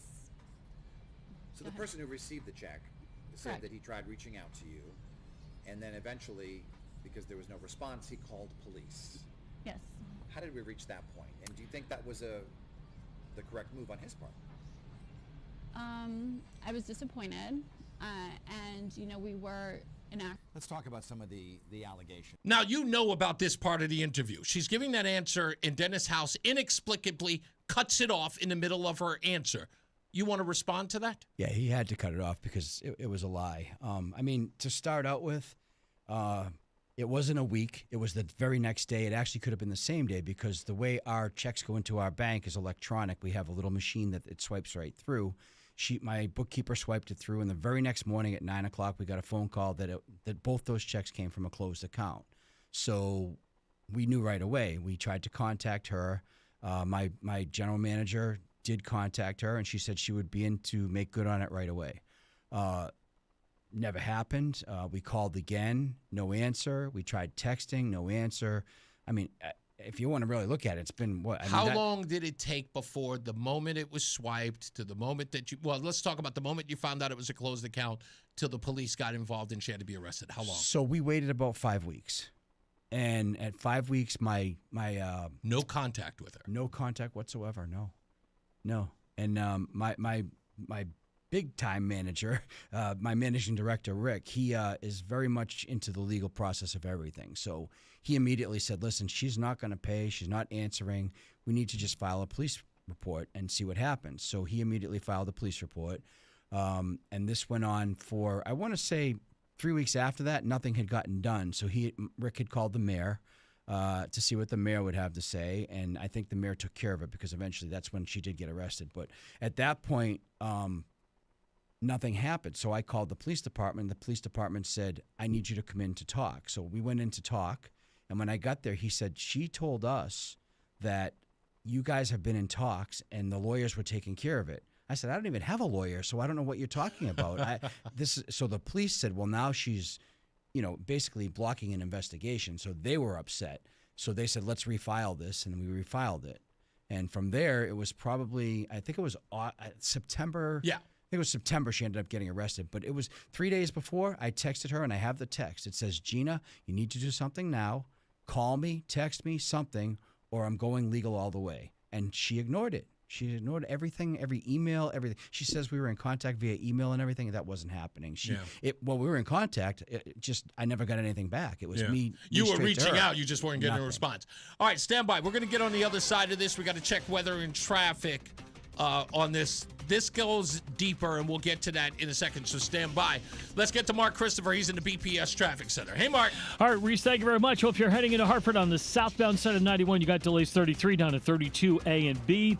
Again, a little slow traffic between 23 and 22 in the Route 9 interchange. Westbound 84 tied up, 56 Governor Street out to 45 Flatbush. 84 eastbound slowing about a mile before 46 Isson Avenue into the tunnel. 84 westbound in Farmington delays 37 to 33 in the 72 interchange in Plainville. Westbound 84 slowing in Cheshire. 691 interchange up to exit 25 in Waterbury. Southbound 91, DOT reporting a crash. 91 southbound between 8 and 7 in New Haven. The right lane's blocked there. You want to stay to the left there.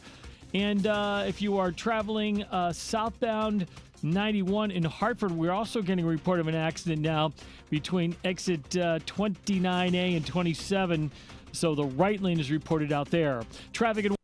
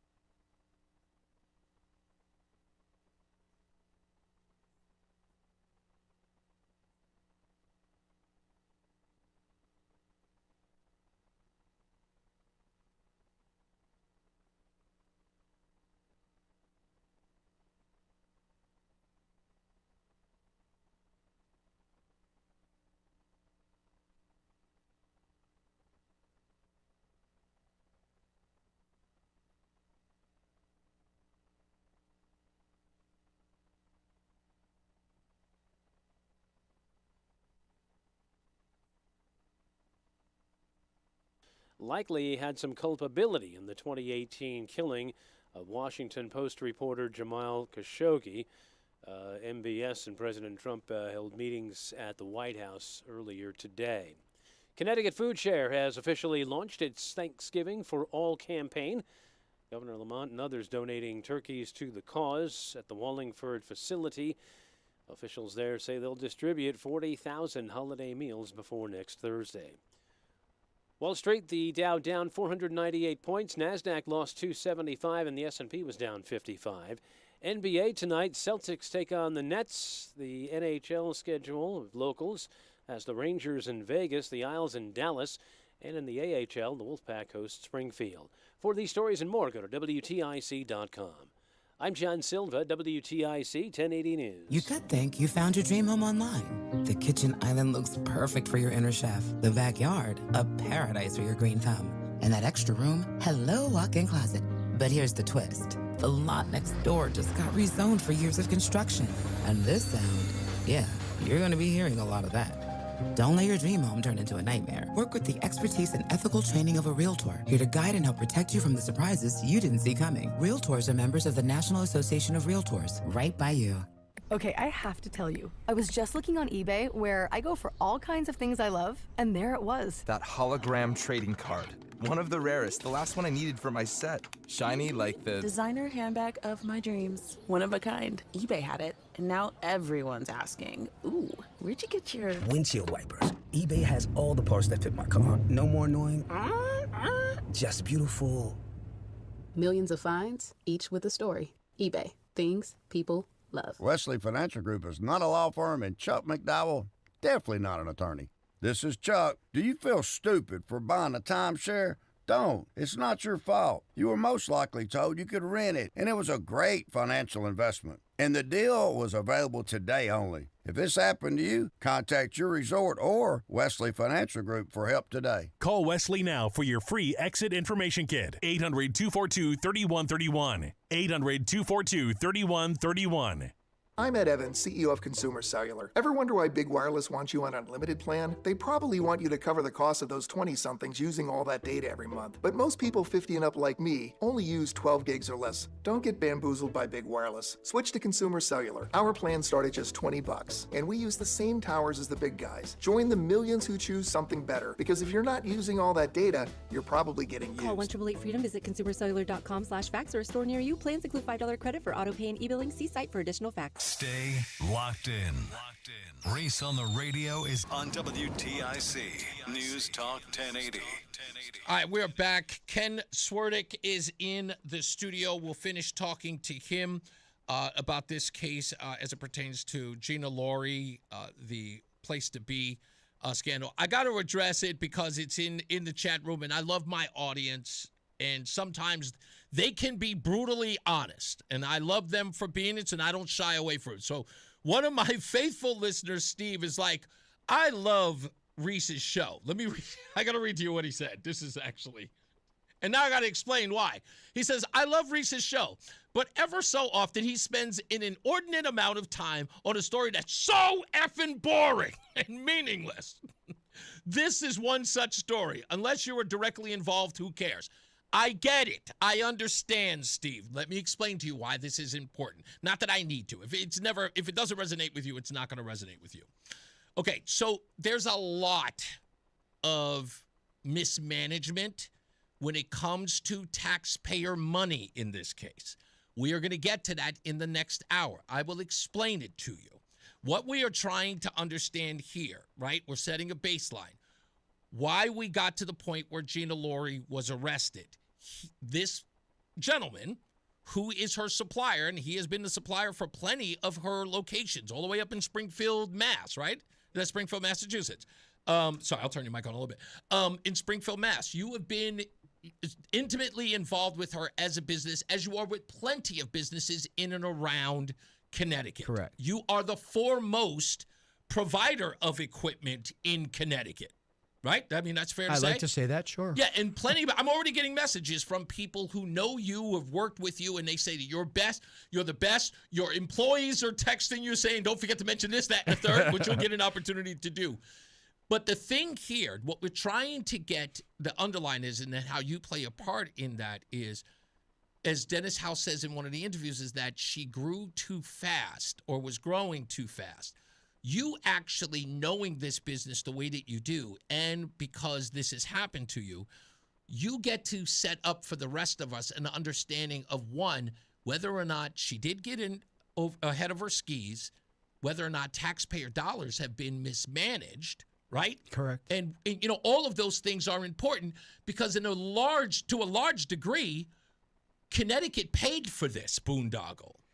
I mean, again, that would be for something her to say. I don't want to say no, it or I'm not, going but to say it. I'll say it right off the bat because this was a program to revitalize downtown Hartford and Hartford writ large, or even the state of Connecticut.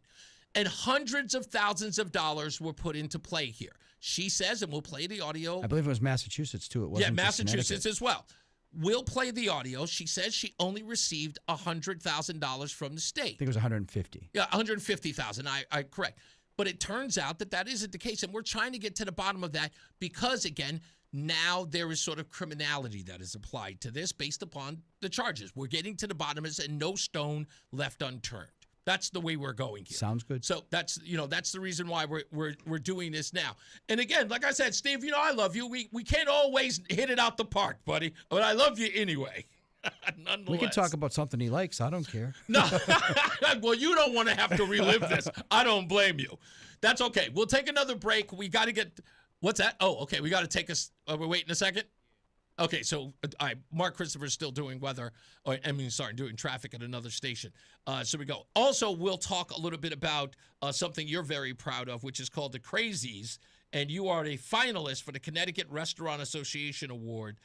The Restaurant Equipment Paradise has been named as the Vendor of the Year finalist. Correct. You got this in the bag. Let's be honest. We'll see. I mean, just go online and vote. Go to crazies.com and vote. Yeah, there you go. Let's get another check of weather and traffic with Mark Christopher. He's in the BPS Traffic Center.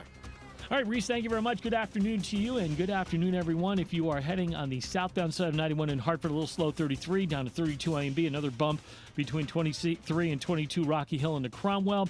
If you're traveling in the westbound side of 84, delays just after 56 Governor Street out to 45 Flatbush. 84 eastbound, you've got some slow traffic in Hartford, about a half mile before 46 Sisson Avenue into the tunnel. If you're traveling 9 northbound, we've got road work in the left lane, 9 northbound between 29 and 30 in Cromwell, so some delays there. A sluggish, again, 9 northbound from 34 up to 37 in New Britain. Westbound 84 moving into Cheshire, a little tight by the 691 interchange, again 26 up to exit 25 in Waterbury.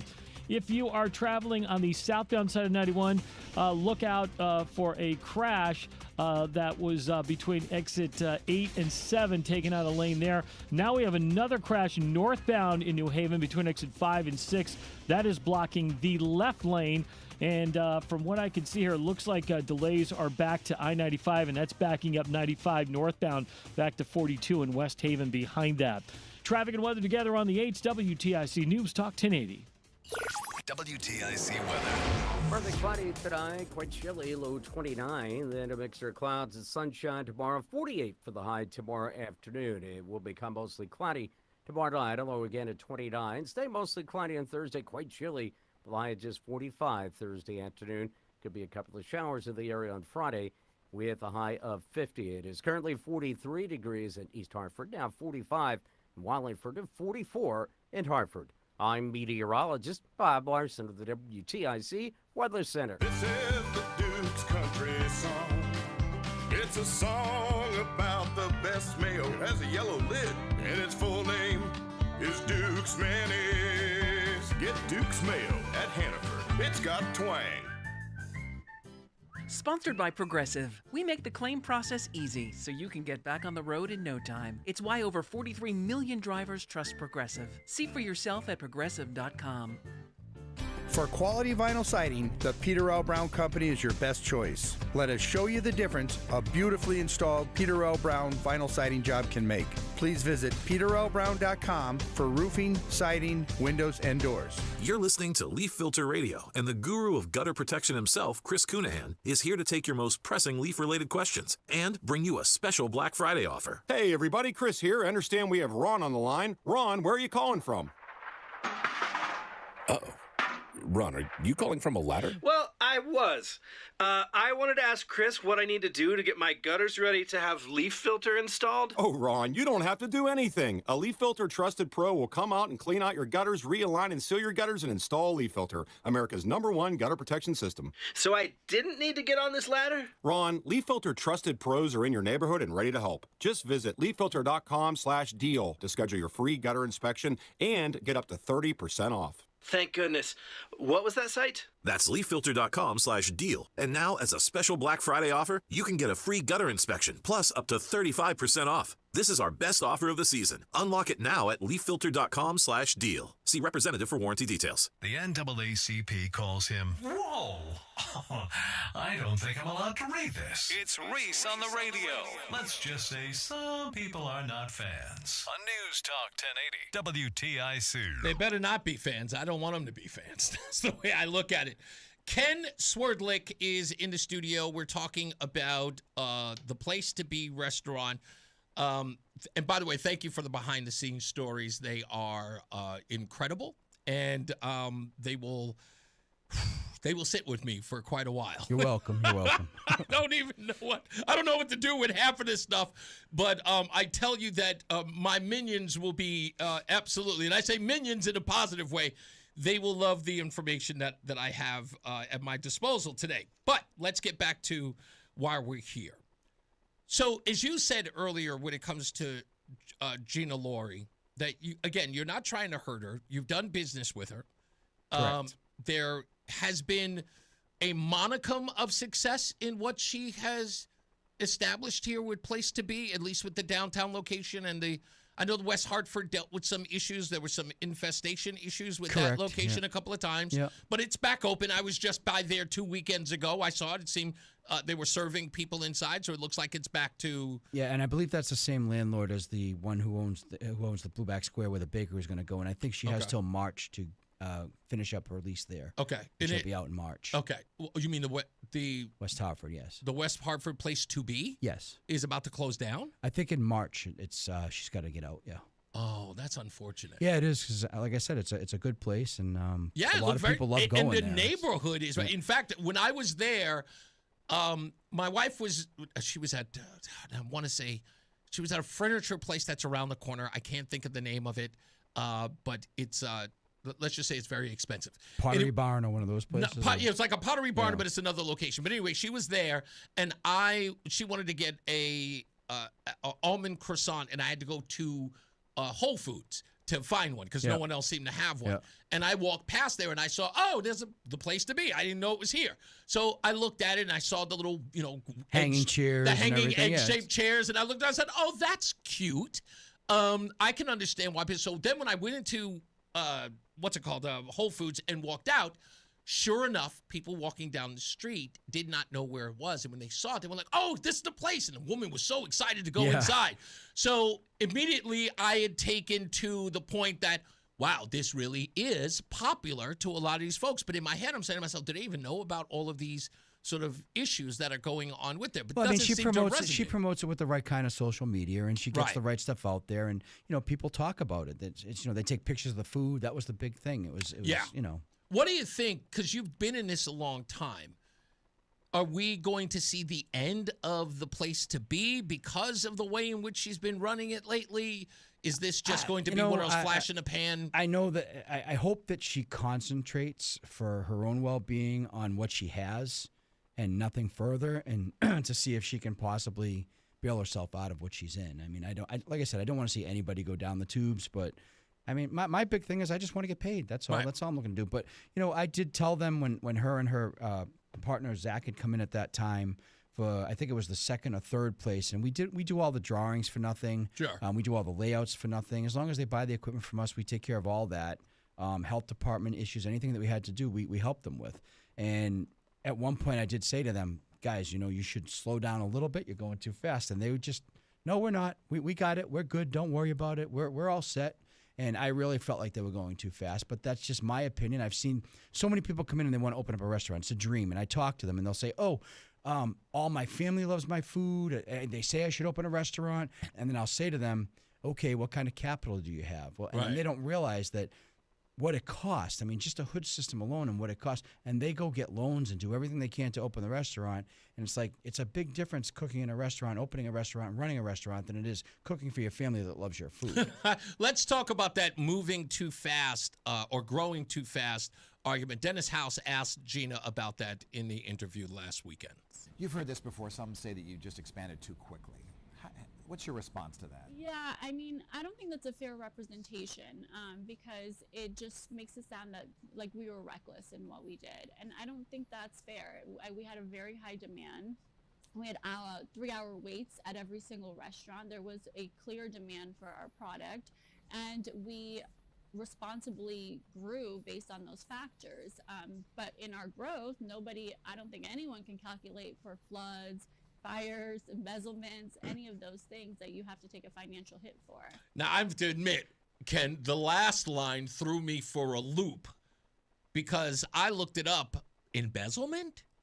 Yeah, well, I guess she said that the reason why Springfield fell quickly was their manager was embezzling. I guess maybe they were doing $100,000 a weekend and he was embezzling enough to put her out of business. I don't see how someone was embezzling that kind of money to put somebody out of business like that. The other part that I didn't seem to understand, there was no police report of said embezzlement. Like, if you're being embezzled, I mean, that is that's a crime. It is. And there was no reporting to the police. In fact, they said there's no police record of anyone, because you're closing down someone's business. Again, it's a good question to ask her. I will. I'll get into that. I'm surprised that Dennis House did not follow up with that because to me, she also mentioned floods and things like that. You mentioned that a little bit behind the scenes. She was dealing with some flood issues. She was dealing with flood issues in 2 locations. And, at one point, I don't know if it was an insurance fraud or what was going on with it. But, and then there was a fire in Hartford, I think, in one of the dumpsters that caused some damage.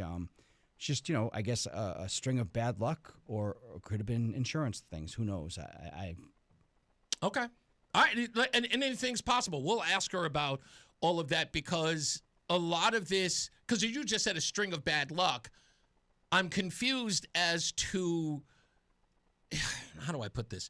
There's a lot of stuff that just is unanswered. And you're right. I'll get the opportunity to ask her tomorrow when she comes in, and I'll lay that out. Your primary focus is to just get paid. Let me ask you, and I think it's the appropriate time. Do you believe that you will ever see that money, or will you have to go? Because I know there's a criminal charge in this. She could be facing a felony. That's not really going to get you any restitution. I know you may ask for that even if she would be convicted and then told she has to pay back the money that she's not paid you.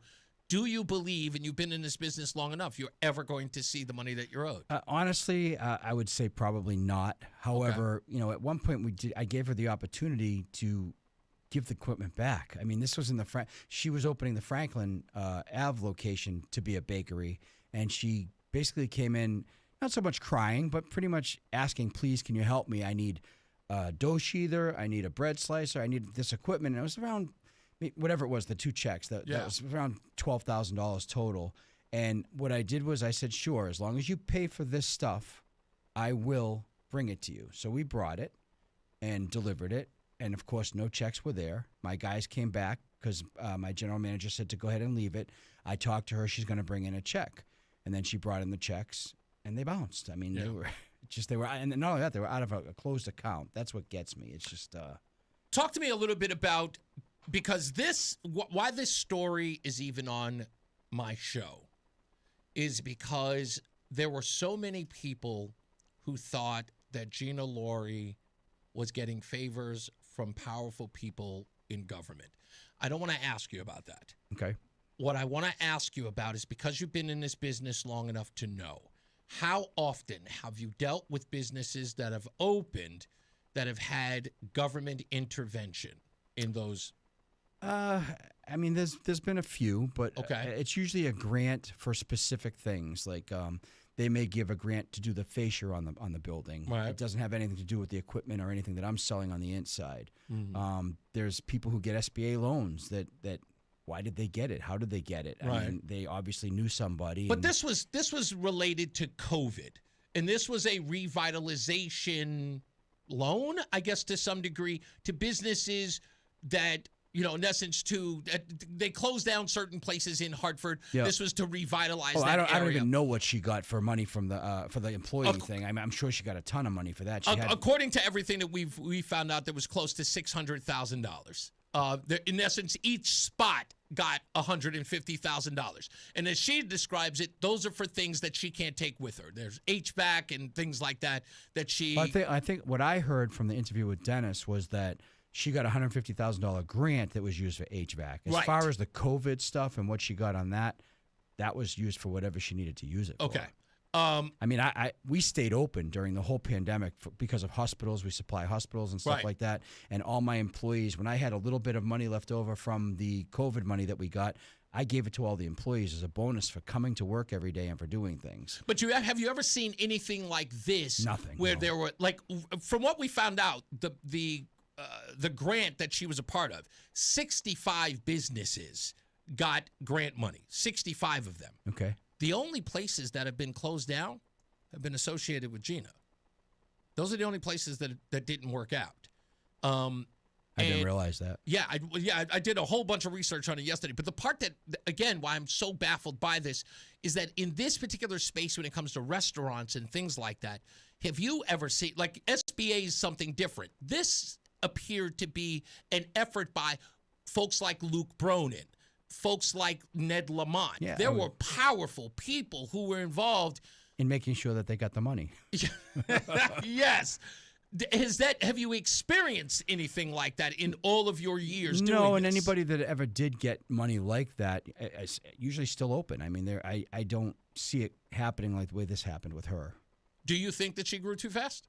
Oh, absolutely. Do you think she was just taking on? Listen, so you don't know a lot about me, but I'm from Boston. Okay. I was a contractor for about 11 years, and then I became a chef. I was the head chef of the Hilltop Steakhouse, which is the #1 volume restaurant in the United States, for 35 and a half years. I opened 5 Hilltop Steakhouses. Wow. They grew too fast. They were here in Hartford before the Chowder Pot. Guess what? They didn't make it. I saw it happen firsthand. It was just, they bought all the Valley Steakhouses across the United States, and they were going to make them Hilltop Steakhouses. They tried to bring the stock public. It didn't happen. They tried to bring in a couple of big head honchos to try and make it happen. It didn't happen.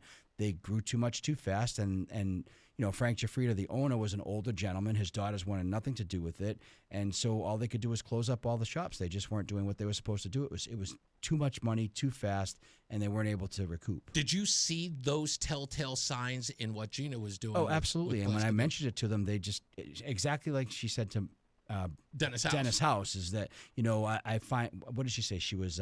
she said that that would be implying that we were reckless. Right, that's what she said, reckless. And to me, I don't think she was reckless. I just don't think she listened to anybody. She had her mindset, and unfortunately, she was wrong.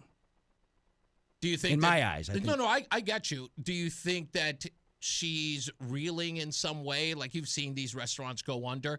You've had to go in and sort of take your equipment out, I'm presuming, when that happens all the businesses have time, closed but down? we're a different type of company. I mean, we do new and used, and I don't ever want to see a place that I set up go out of business. Right. And that's why my wife and I started an auction business. We also do auctions. Wow. And we're both auctioneers, and we have probably one of the best auctioneers in the area, Dan Stanovich. He's awesome. And what happens is, if a restaurant buys from us, and then, I don't know, a year and a half, 2 years later, they're going out of business, some of these other dealers that they buy from don't care.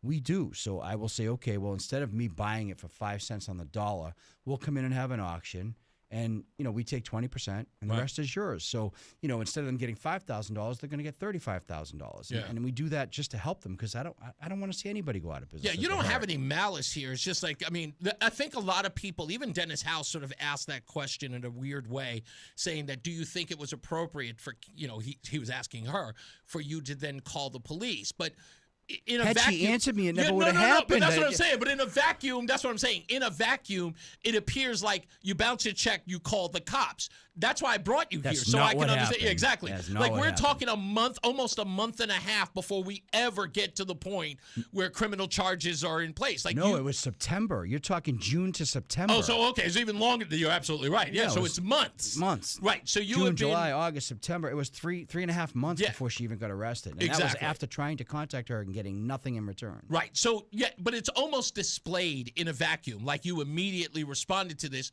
and I would never do that. She was a customer. I mean, I was Right. trying to make good on it. And like I said, at one point I would have taken the equipment back and washed it, even though she was using it. It just never happened. And now Franklin Ave is closed. So how do I get my equipment? It's Yeah. But I go after the landlord. I mean, like Springfield. Springfield is closed. My wife has been contacted to do an auction there, and I feel bad auctioning off equipment that I sold to place to Right. be, but we're auctioneers. That's what we do. Yeah. And there's a doctor's office that's going to go in there. Now it's not even going to be a restaurant. So the equipment's got to go, and we're going to have to auction it off.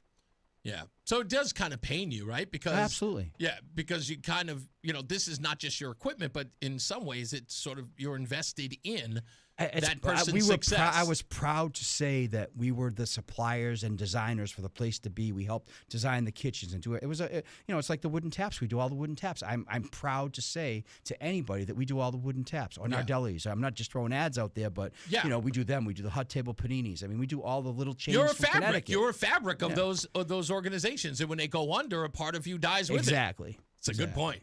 No, I just wanted to get an opportunity to talk to you about those things and to see where you stood, and also to kind of get on the record of where we are. Why that this wasn't some act of malice. You didn't just No, I go didn't after just do or that. put it in. So I wanted you to give that opportunity. Well, Thank give that you. I opportunity to appreciate do that. Not a problem. You're always welcome back, and continue to listen to the Did show. you talk about the taxes?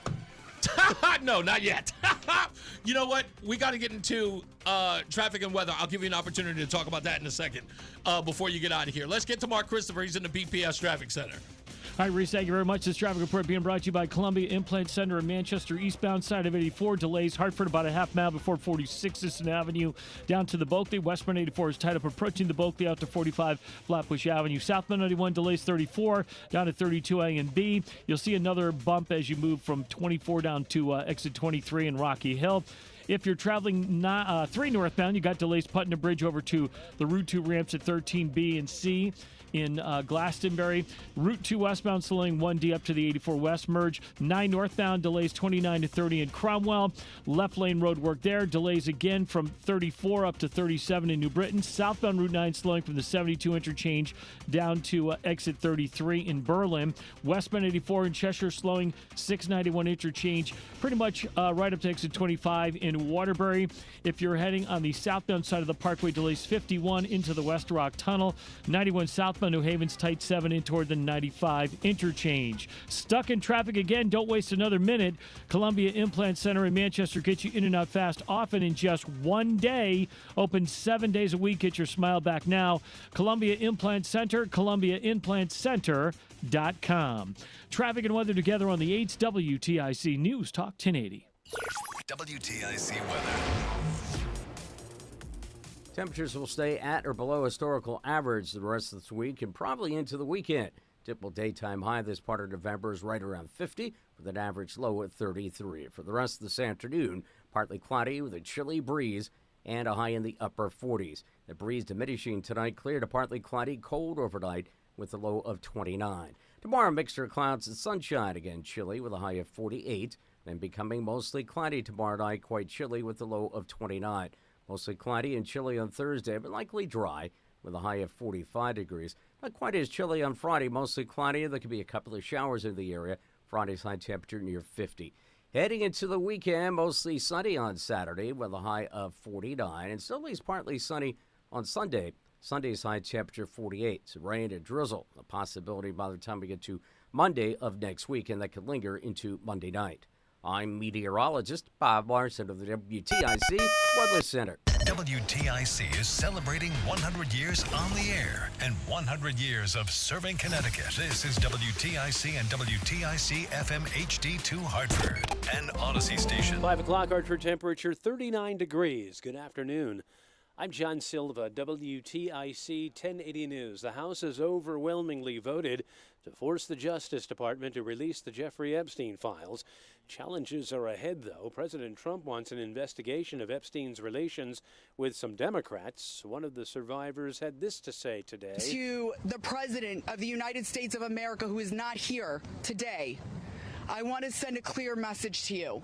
While I do understand that your position has changed on the Epstein files, and I'm grateful that you have pledged to sign this bill, I can't help to be skeptical of what the agenda is. Correspondent Scott McFarlane on the possible complications of that investigation going forward. The Department of Justice will have this ability to say, we're going to keep this folder confidential, though, or these folders confidential, because we don't want to expose what's in there. It could impact criminal cases. Senate Majority Leader is considering amendments to the legislation that would send it back to the House for approval.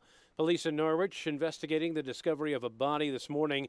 A little after 11, they made the find at Uncas Leap Heritage Park, located on Yantic Street. They say the person was unresponsive.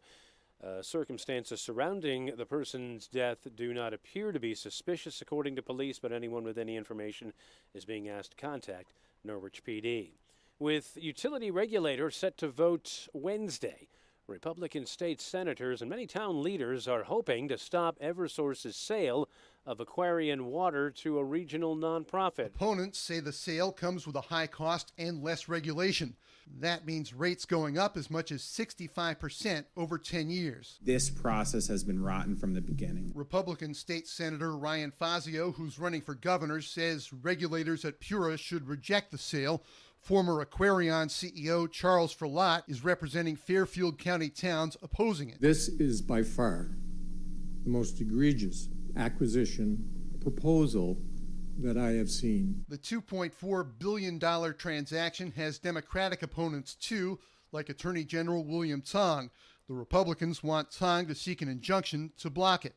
Dave Maker, WTIC 1080 News. Spokesman for the governor says the sale, quote, could adversely impact efforts to lower utility costs. President Trump hosted the Saudi Crown Prince today at the White House. He says he's not involved in his family's business dealings. Trump responding to a question about investments with Saudi Arabia and whether they constitute a conflict of interest. I have nothing to do with the family business. I have left, and when I've devoted 100% of my energy. What my family does is fine. They do business all over. They've done very little with Saudi Arabia, actually. I'm sure they could do a lot. Newly redrawn congressional map, which Texas State House Democrats fled the state to try and kill, has been found unconstitutional by a federal court in El Paso.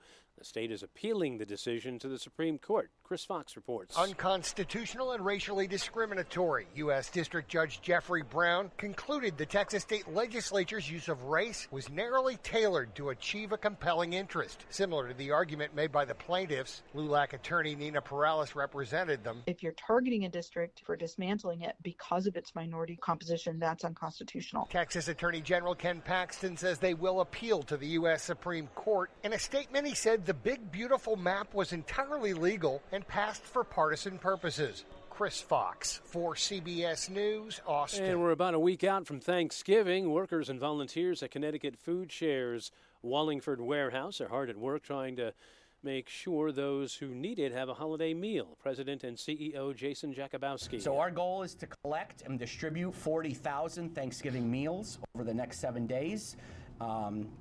They will all be in and out of this building by next Tuesday, so that people will have plenty of time to thaw those birds out and get them ready for next Thursday. He says they were kept busy helping people whose SNAP benefits were delayed due to the government shutdown. Jakubowski says the need is every day, not just during the holidays. To donate, go online at ctfoodshare.org. That, again, is ctfoodshare.org. Dow down 498 points today. NASDAQ lost 275. S&P was down 55.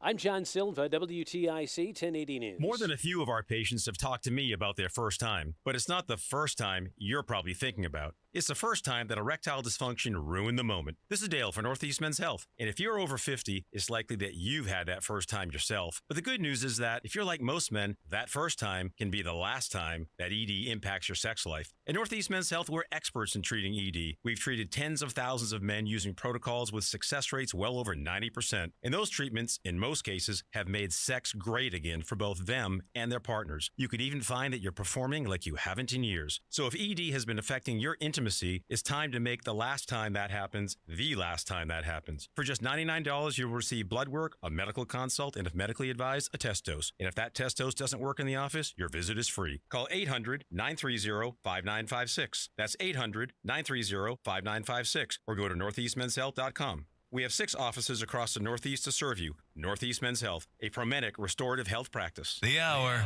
that packs a punch. It's Reese on the radio on WTIC News Talk 1080. All right, we are back. I am so sorry, Steve. Steve's all right. He's going to be okay. It's just one day, Steve. It's one day.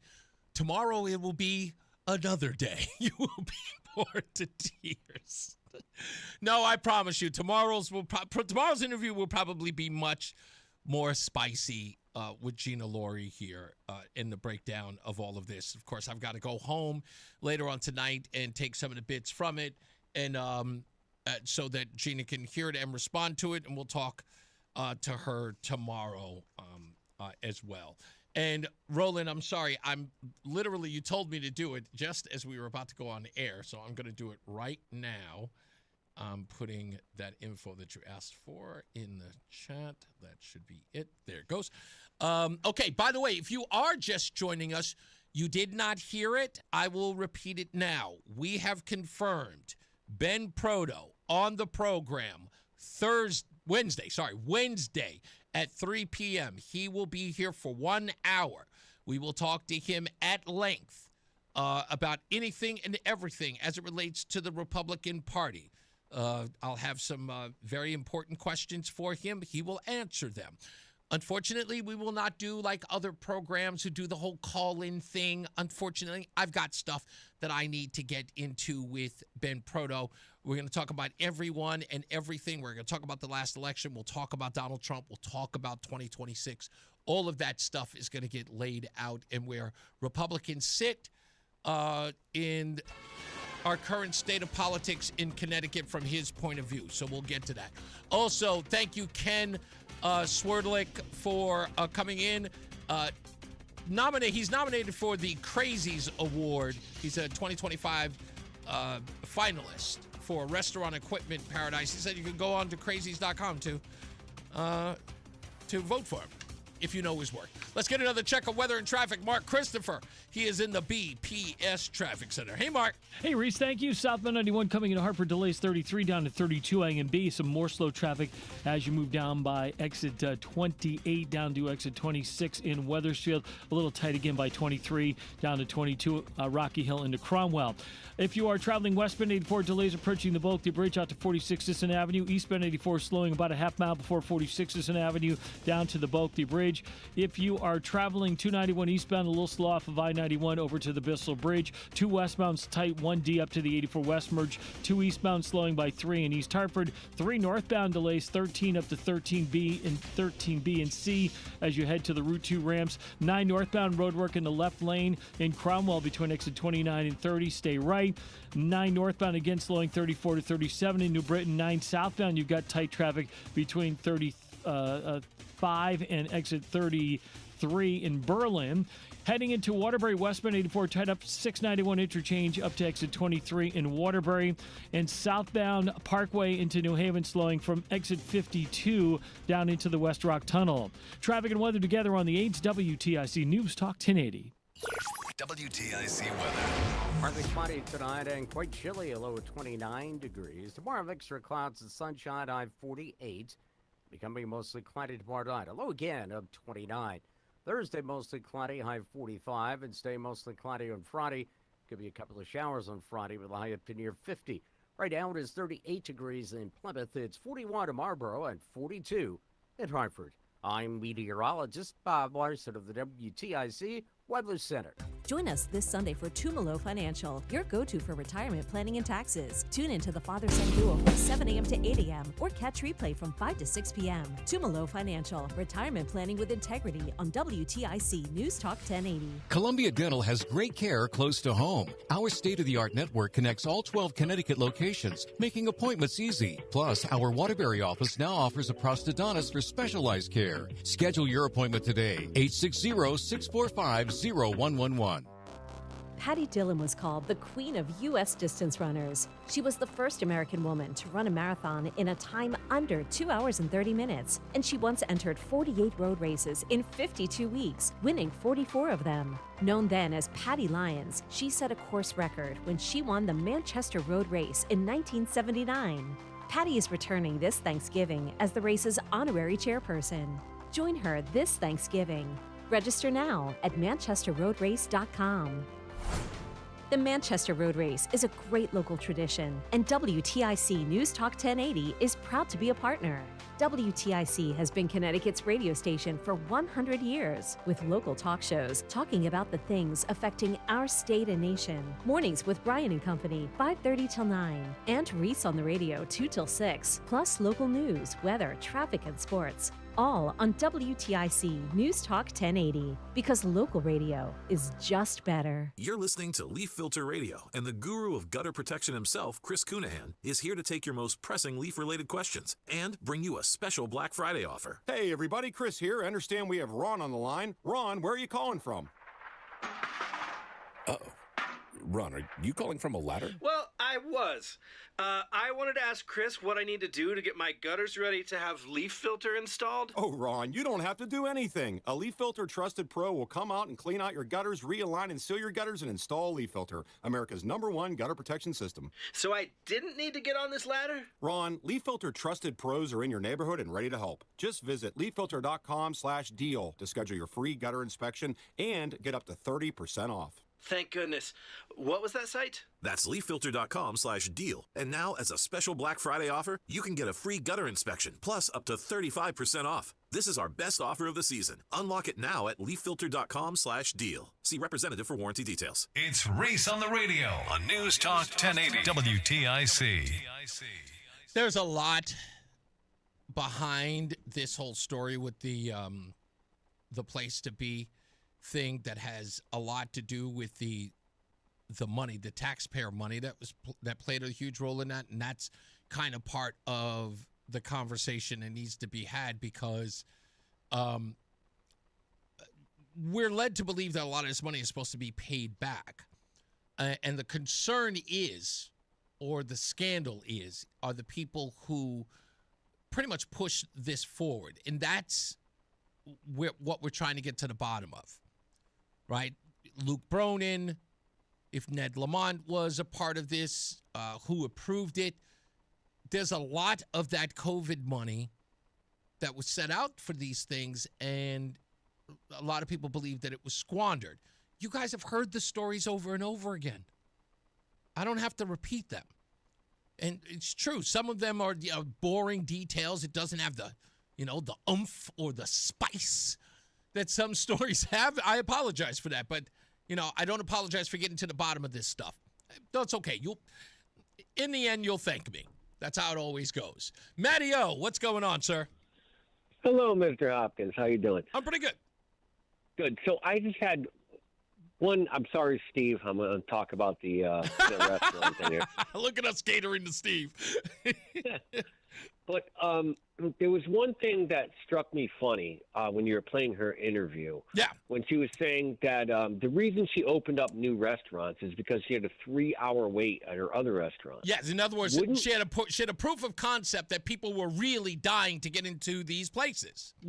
But my point is, wouldn't you fix that before you start opening up a new restaurant? Because people aren't going to wait 3 hours forever. That's exactly right. Fix that first, and then train new people for the new. So if your people aren't even trained to get it out in an orderly fashion in the first restaurant, why the heck would you open up a second restaurant? I don't remember a restaurant. I've been to a lot of premier restaurants.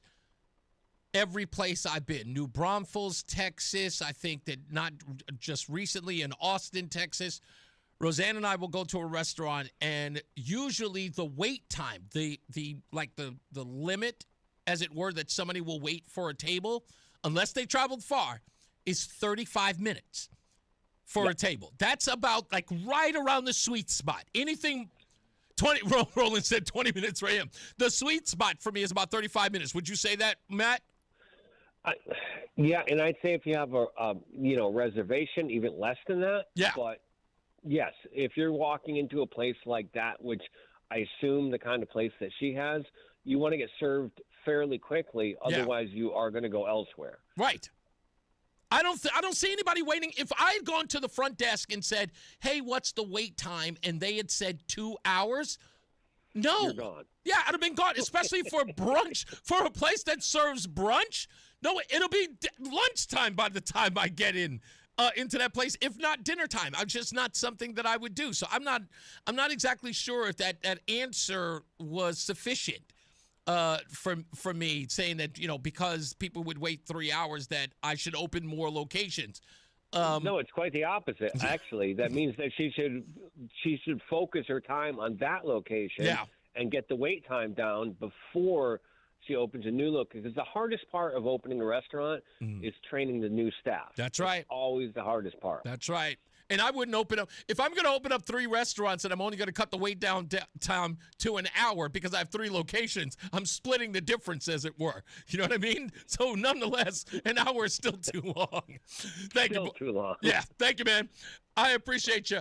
Mark in West Hartford, who's in essence, as usual, at the center of most of this because he's been talking about it for so long. What did you make of Ken Swerlick? Yeah, it was really good, but I got to address it. You said somebody in the chat room and you read it, that he was disappointed you're spending time on this. And this is what's wrong with Connecticut and local news. Like, this has every element that should be spotlighted. Okay. You have politicians involved. You have 2 politicians. You got Senator Doug McGrory. His hands are on this ARPA money, in essence, that went to Heartlift, which went to Gina. You have Luke Bronin, who facilitated these 3 payments of $150,000, who's now running against Larson. Yeah. We have getting back to the ARPA money. Where'd that money come from? It came from us. That's right. And somebody thinks that's boring, the whole setup of like what? So you're okay with people stealing? Like, that's like if you told me a store you got robbed today, and I go, who cares? People get robbed every day. We're getting robbed. Yeah. And we have the same players. They need to be spotlighted. If you want things to change in Connecticut, this is how it changes. Yeah. I don't even understand how this would be boring to anybody. Yeah, and the only reason why Ken is here, and I'll tell you, is because when I saw the interview and then they sort of put him on the back end, they really didn't give him the amount of time that he deserved on that subject. And they had really kind of kid-gloved Gina Laurie on that interview. The fact that, as you and I discussed last night, the inexplicable cut in the interview, that it wasn't even savvy. It just cut the answer off mid-sentence, which made no sense to me. But then Ken came here to explain that what she said was an outright lie, and they had to cut it out. And, now I want to know, what was that thing that Dennis House cut out? And I can't wait till tomorrow because, again, it's not going to be an attack. I know, but you've got to ask the embezzlement. How about that she didn't use a checkbook? People, I'm doing my own bathroom. I'm a bathroom remodeler. I've cut out, and it's taken me forever because it's my own bathroom. Yeah. In the 12 weeks I got into it so far, I've written out at minimum 12 checks. Right. She said that she didn't use the checkbook for 6 months while the place is under renovation, and they closed because there was inactivity with the checkbook. They closed the account down, and Dennis doesn't go, wait a second. So how are they getting paid? You got 6 months of contractors going in and out of there? Yeah. People want to get paid even if it's incrementally. A little bit up front, a little bit, a third of the way, fourth of the way. It doesn't matter. He just let that go. So I'm looking forward to tomorrow. But I think I'm more incensed with thinking that, and this really, it's almost disgusting to me. This is what's been missing. Like, I am telling you, people, nobody's covering stuff like this locally, breaking it down. This was going to be another lost story. Why Dennis resurrected her, and I don't understand the whole connection anyway. I didn't understand it either, and I'm going to get to the bottom of that tomorrow, and that was the reason why I asked her on, was because I'm trying to figure out because it brings focus to this, and in essence, as it pertains to Ken, this kind of opens up a wound for him, because he feels as though the Dennis House interview was almost another slap in the face to him, where he is appearing to be. Dennis House even asked the question, it's like, do you think that was the right thing for him to do, to contact the police? And he says that question in a vacuum. And as Ken, rightfully so, made it clear, we're talking about 3 months of no answer. This was not a happenstance bounce check police called. He tried to get in touch with her, according to him, and this went on until finally, it bore itself out to the point that we had to get police involved. He was avoiding it like the plague. I just got to leave you with this. It's a question. Why are these politicians enamored with her? I mean, is this go on? I mean, could it be so shallow? Is her presentation physically? I don't know. I know one thing. My brother-in-law, and I sent you a picture of him, he owned a restaurant. And I know one thing. I don't think he would have been afforded all these grants and opportunities that she was.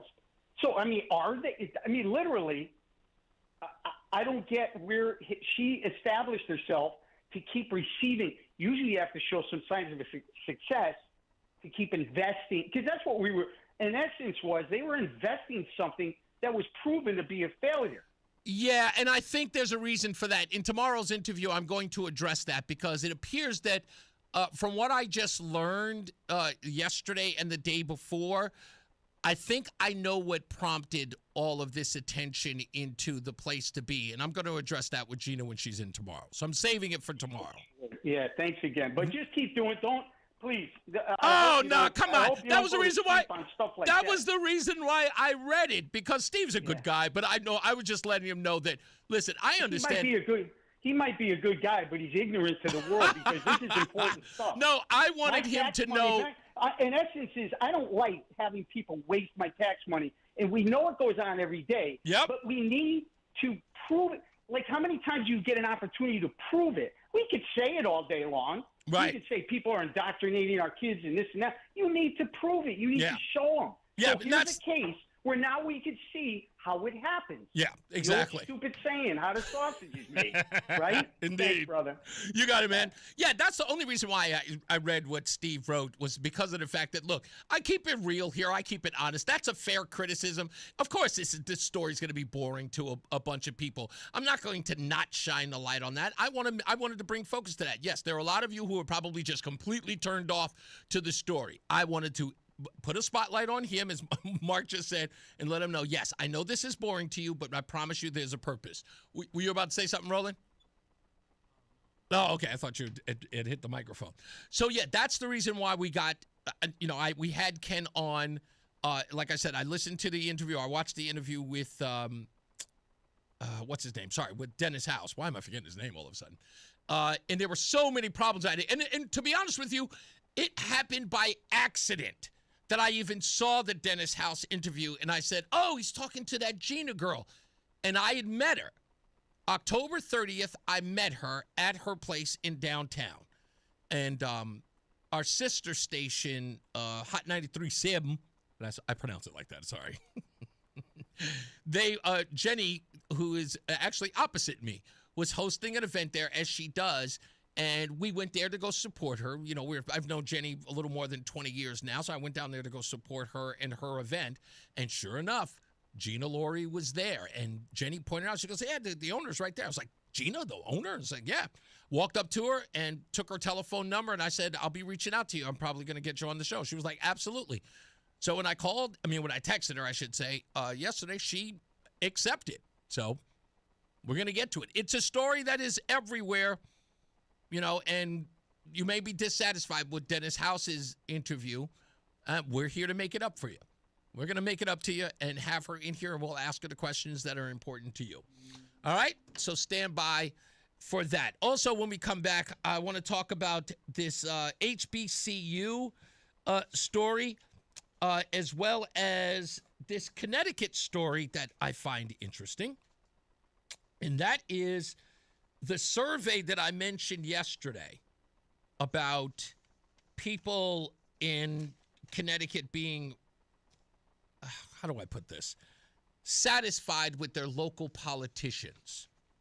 This study is baffling that a large percentage of nutmeggers are satisfied.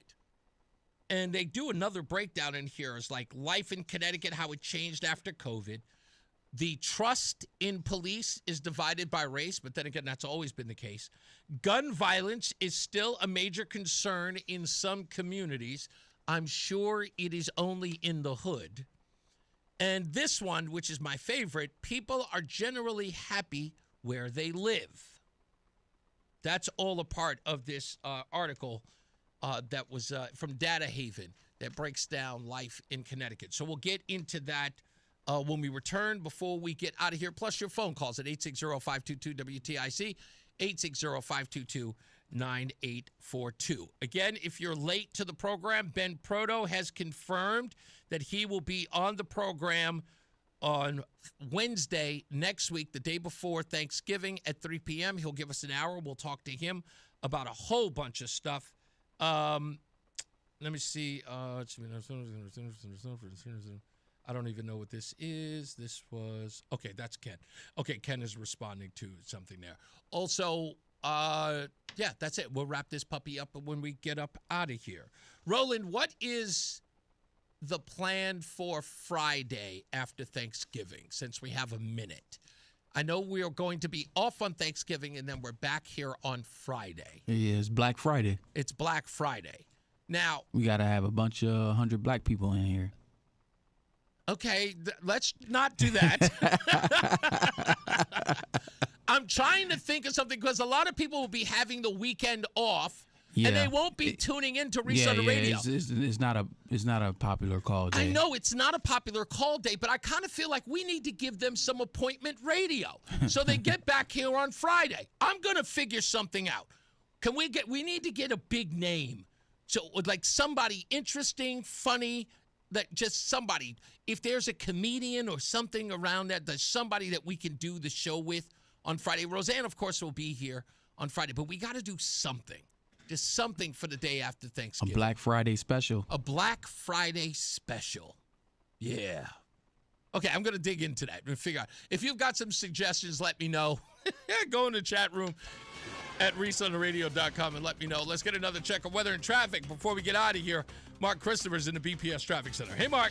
All right, Reese, thank you very much. 91 southbound Hartford delays 34 down to 32 A and B. And then you're going to see a little slow traffic as you move down by exit 23 West Street and Rocky Hill, slow and again sluggish from 19 down to exit 18 in Meriden. If you're traveling on the northbound side of 91, look out for an accident between exit 38 and 3941. On the Windsor Locks line. It's on the right shoulder. Delays approaching 38 Pequannock Avenue. Behind that, westbound 84 in Hartford, delays approaching the Boakley Bridge out to 45 Flatbush. 84 eastbound slowing 44 Prospect Oakwood into the tunnel. 2 westbound delays 1D up to the 84 West merge. Route 2 eastbound slowing off of I-84 out to exit 3 in East Hartford. If you are heading on the northbound side of Route 9, delays 32 in Berlin up to 34 in New Britain. Southbound Route 9, some slow traffic as you move between 35 and 35 and exit 32 in Berlin. Westbound 84 in Cheshire, delays from the 691 interchange up to exit 25 in Waterbury. And look out for an accident Route 8 to northbound on the Seymour Beacon Fall line between exit 18 and 21, delays behind that.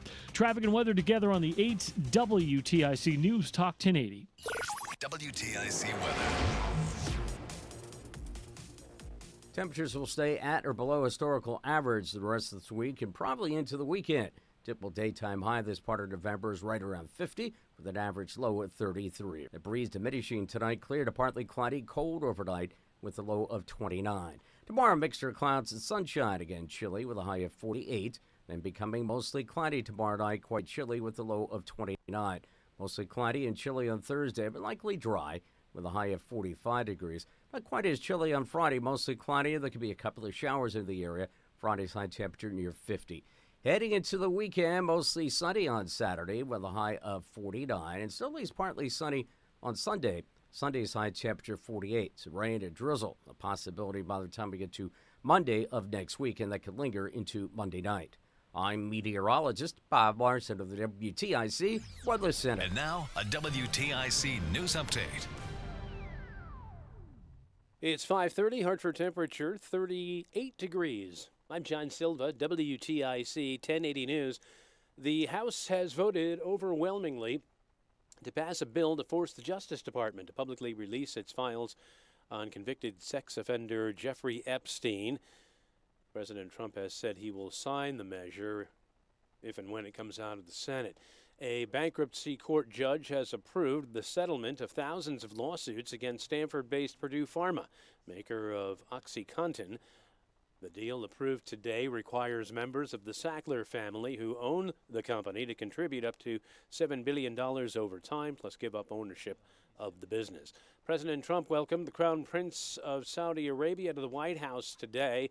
The de facto ruler of Saudi Arabia arrived this morning, his first White House visit since the 2018 killing of Washington Post journalist Jamal Khashoggi by Saudi agents. Man's under arrest after West Hartford police say he took off when police attempted a motor vehicle stop, wound up causing a crash. Officers say around 5:30 last evening they attempted to stop the car driven by Julio Colon for motor vehicle violations. The 27-year-old entered I-84 near exit 43, was later spotted in various areas around town before finally crashing into another vehicle at Kane and Prospect Streets. Aaron Stewart is officially a candidate for governor.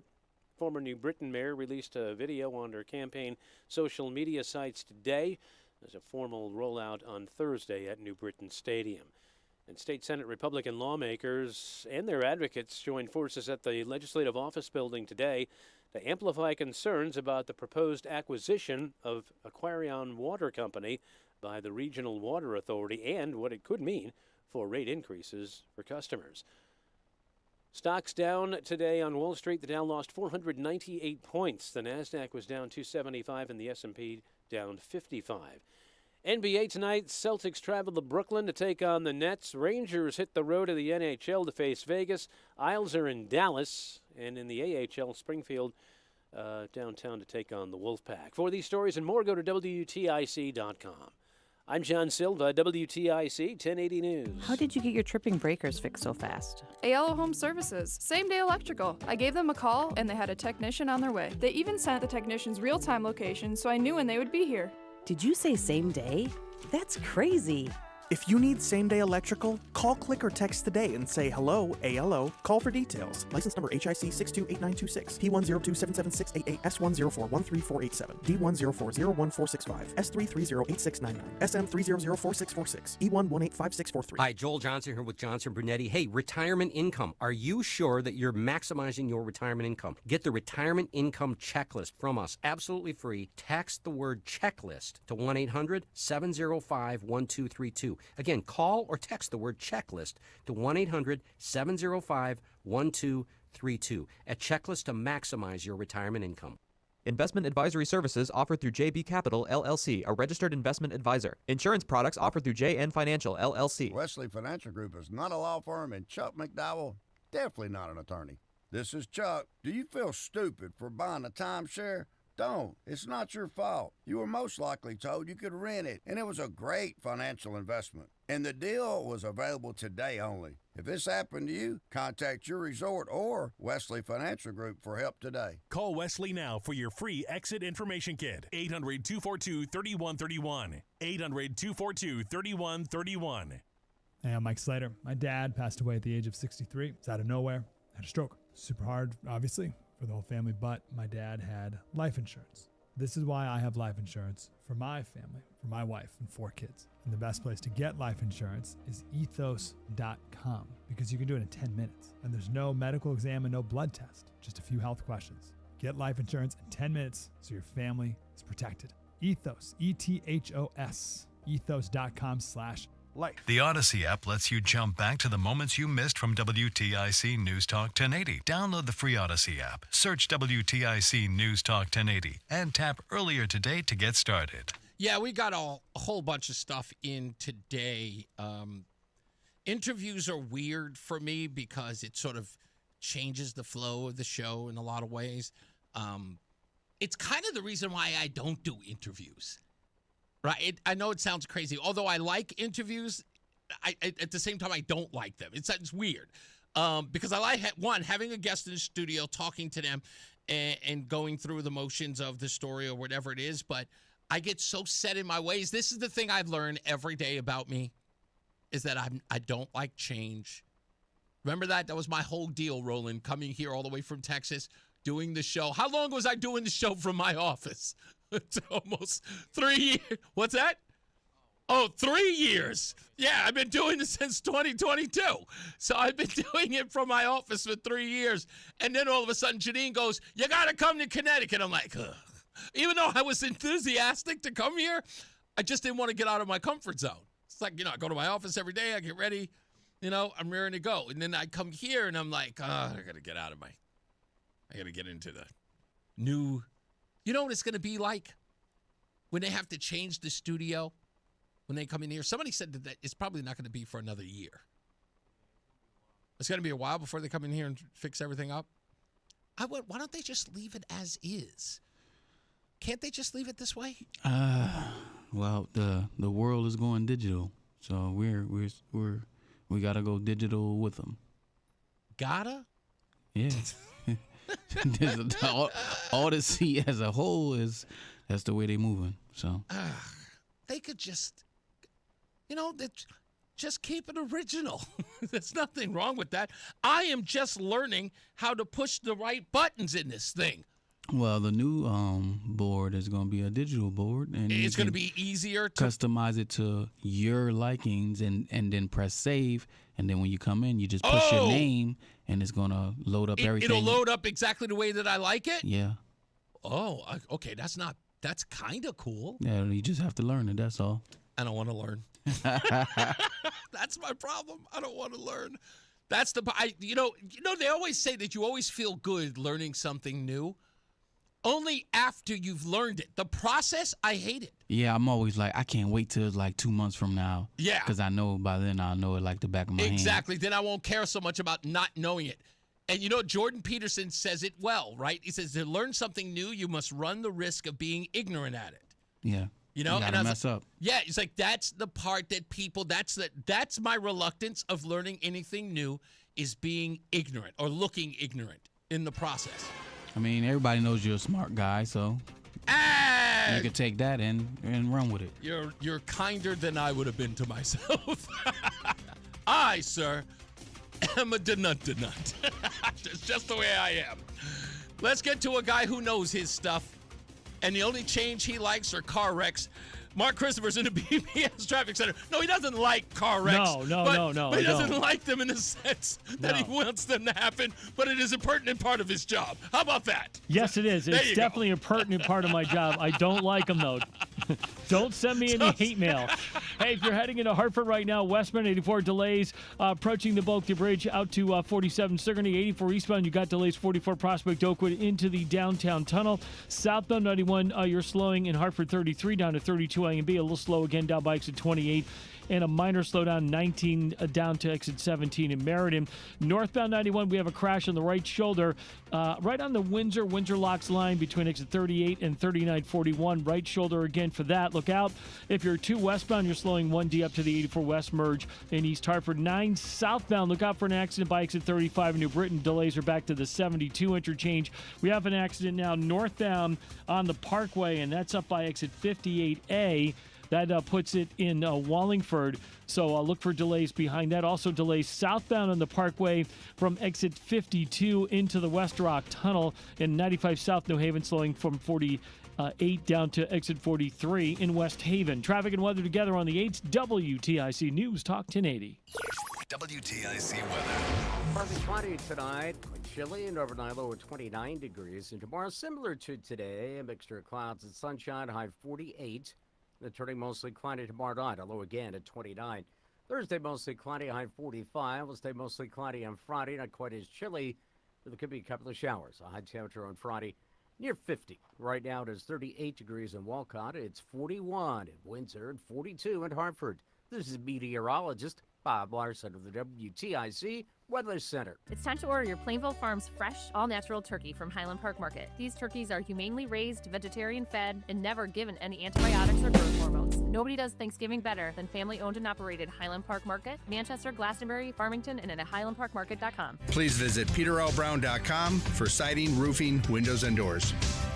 Eggland's Best, the only eggs with more fresh and delicious taste, plus superior nutrition, available in so many delicious varieties. Classic, cage-free, organic, free-range, and pasture-raised. Eggland's Best. Better taste, better nutrition, better eggs. Connecticut business owners, planning for 2026? If you're ready for a smarter way to reach your customers, it's time to put Odyssey in your marketing mix. Radio, streaming, podcasting, we do it all. Visit WTIC.com and click Advertise with Us to fill out a contact form today. Wesley Financial Group is not a law firm. Hi, I'm Chuck McDowell, the timeshare cancellation guy and founder of Wesley Financial Group, and I want to set the record straight. I am not an attorney. I've never wanted to be an attorney, and the truth is I really don't even like attorneys. If I sound like an attorney or if I look like an attorney, I'll apologize. But what I've learned in my 15 years in the timeshare cancellation business is you don't need to be an attorney to get folks out of their timeshare. At Wesley, we've helped over 40,000 families cancel their timeshare without me being an attorney. And I want to share with you how we do it. Just give my office a call, and you will not talk to an attorney. And I guarantee if we take you as a client, we'll get you out of your timeshare, or you'll pay nothing. Call now for your free information kit. 800-714-9090. 800-714-9090. 800-714-9090. We all hear the radio ads about the IRS. They tell you to be afraid, to be scared, and they try to frighten you into calling. I'm not here to do that. Tax Relief Advocates is different. TRA is here to tell you that if you owe money to the IRS, whether it's $5,000, $50,000, or $500,000, we have a solution. It doesn't matter if you're sitting in your car, at work, or with your kids. No matter where you are, call now. 800-575-9834. Don't lose hope. TRA can eliminate or reduce what you owe to the IRS. Generous programs are now available that can give you a fresh start. Our passion is taxes and helping individuals fix their IRS problems. We have over 1,000 5-star reviews on Google and an A+ with the Better Business Bureau. You don't need to be afraid of the IRS any longer. End your tax nightmare today by visiting us online at TRA.com or call 800-575-9834. That's 800-575-9834. Tax Relief Advocates. Real solutions for real people. What's up, everybody? You know who it is. You know who it is. You know who it is. It's Reese on the Radio. Frederick Douglass of the 21st century.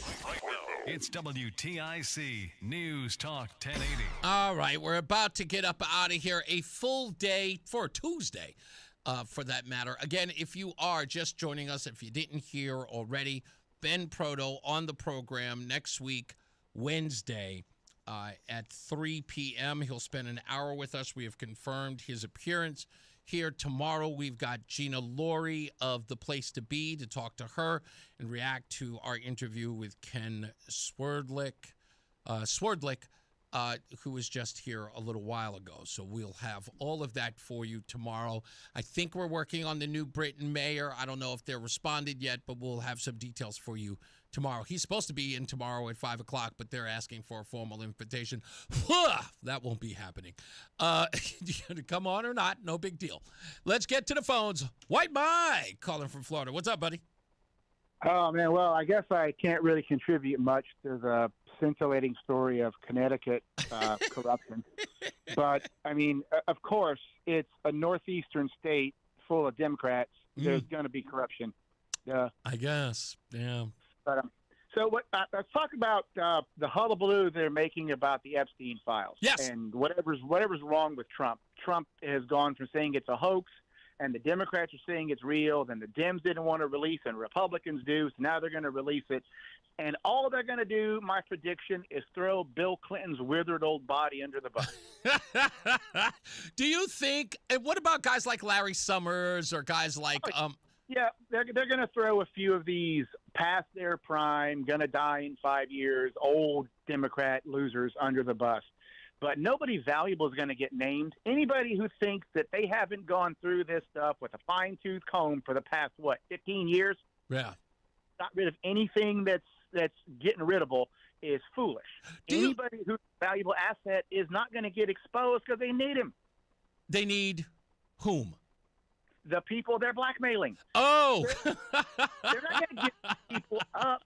And, do you think really they're going to throw Ehud Barak under the bus, even though they get video of him leaving Epstein's apartment a bunch of times?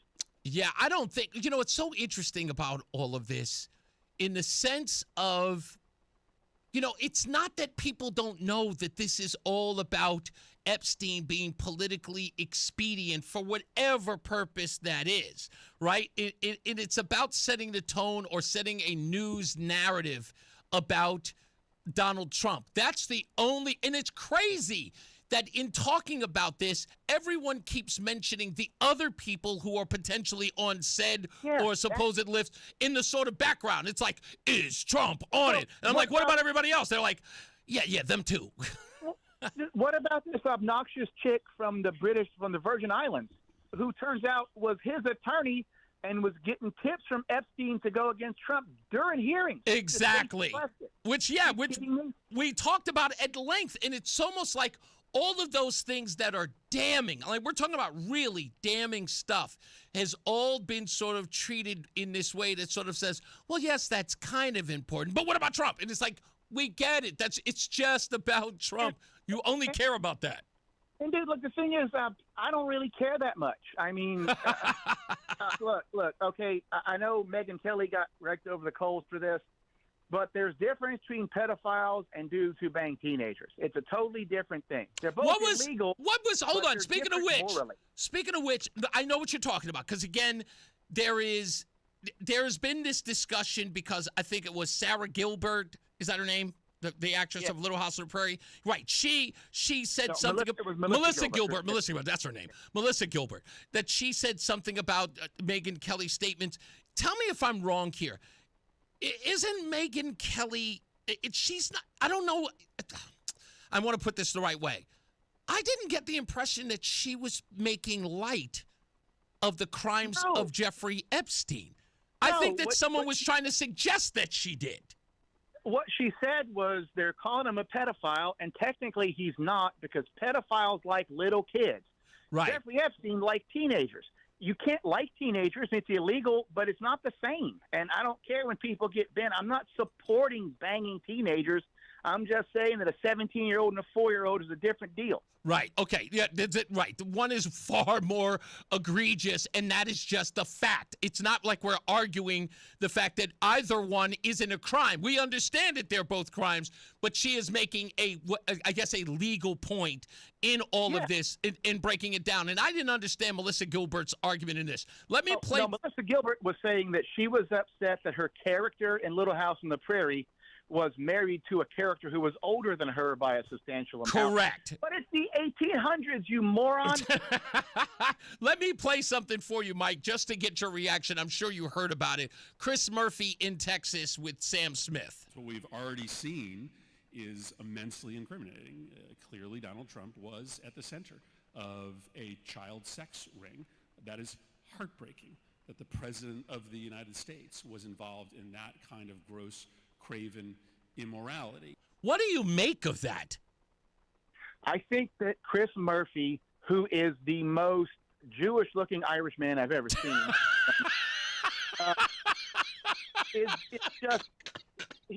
he's a desperate little loser who wants attention. These are all like they're like women.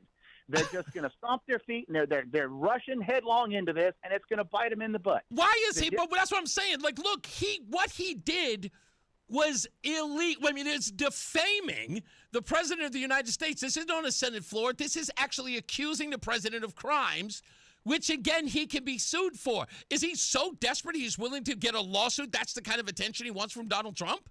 Dude, these are impulsive people. Democrats are not men. Democrats think like women. They're emotional and hyperactive. They don't think. They run their mouths because they think it's going to sound cool and score points, and they're not thinking about the long-term consequences. It's like they have no concept of the consequences of their actions. Yeah. Maybe the term isn't they're women. Maybe they're just children, because only children act like this. Real quick, I got a quick joke for you. Did you see the new Marvel TV show that's being advertised, Wonder Man, with the African-American gentleman playing Simon Williams? Yes, please keep it clean. Well, I think they should name it Wonder When Dad's Coming Back, Man. I knew he was going to do it. I just had to hear it. I apologize.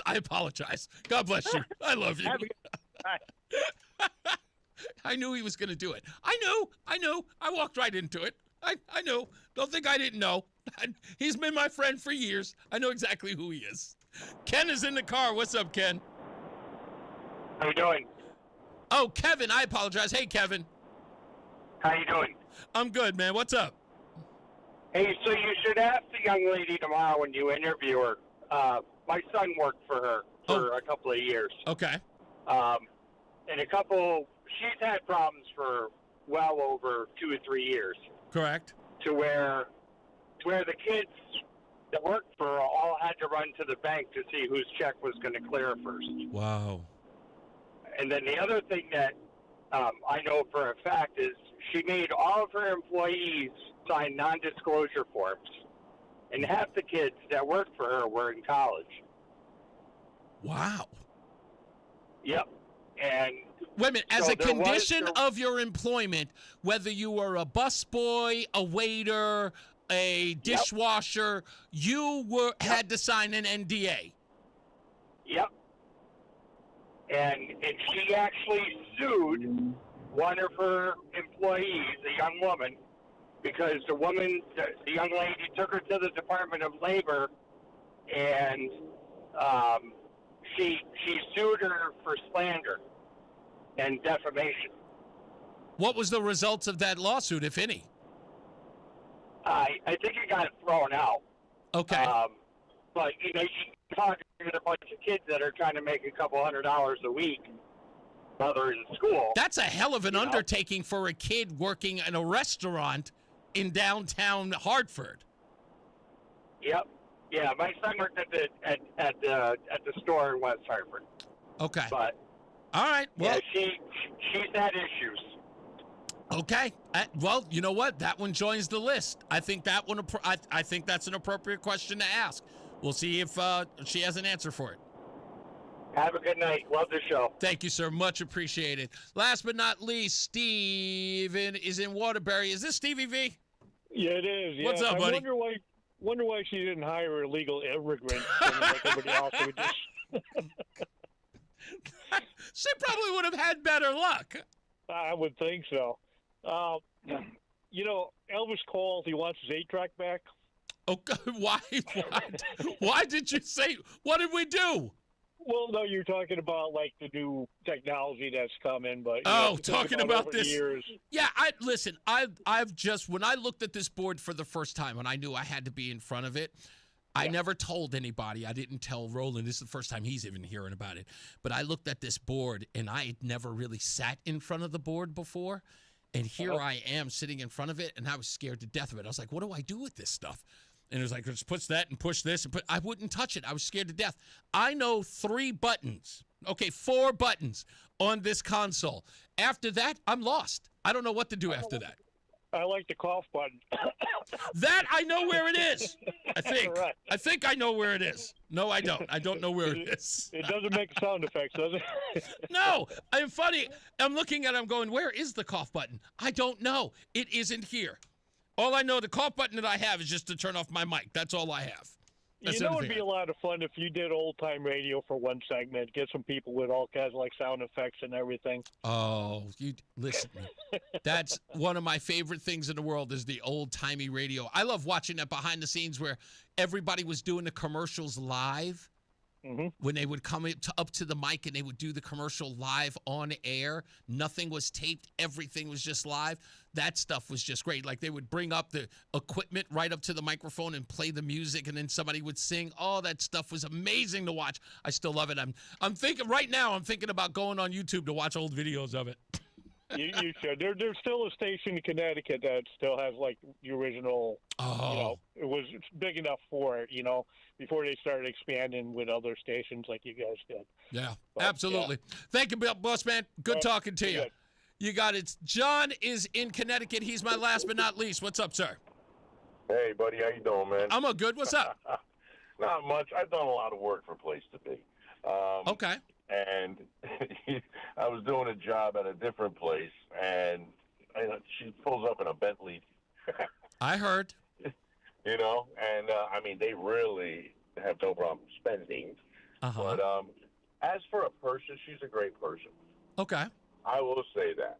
You know what I mean? I know everybody that's here on the radio that's been on the radio. I won't mention who I am. Okay. But I don't know what happened with them.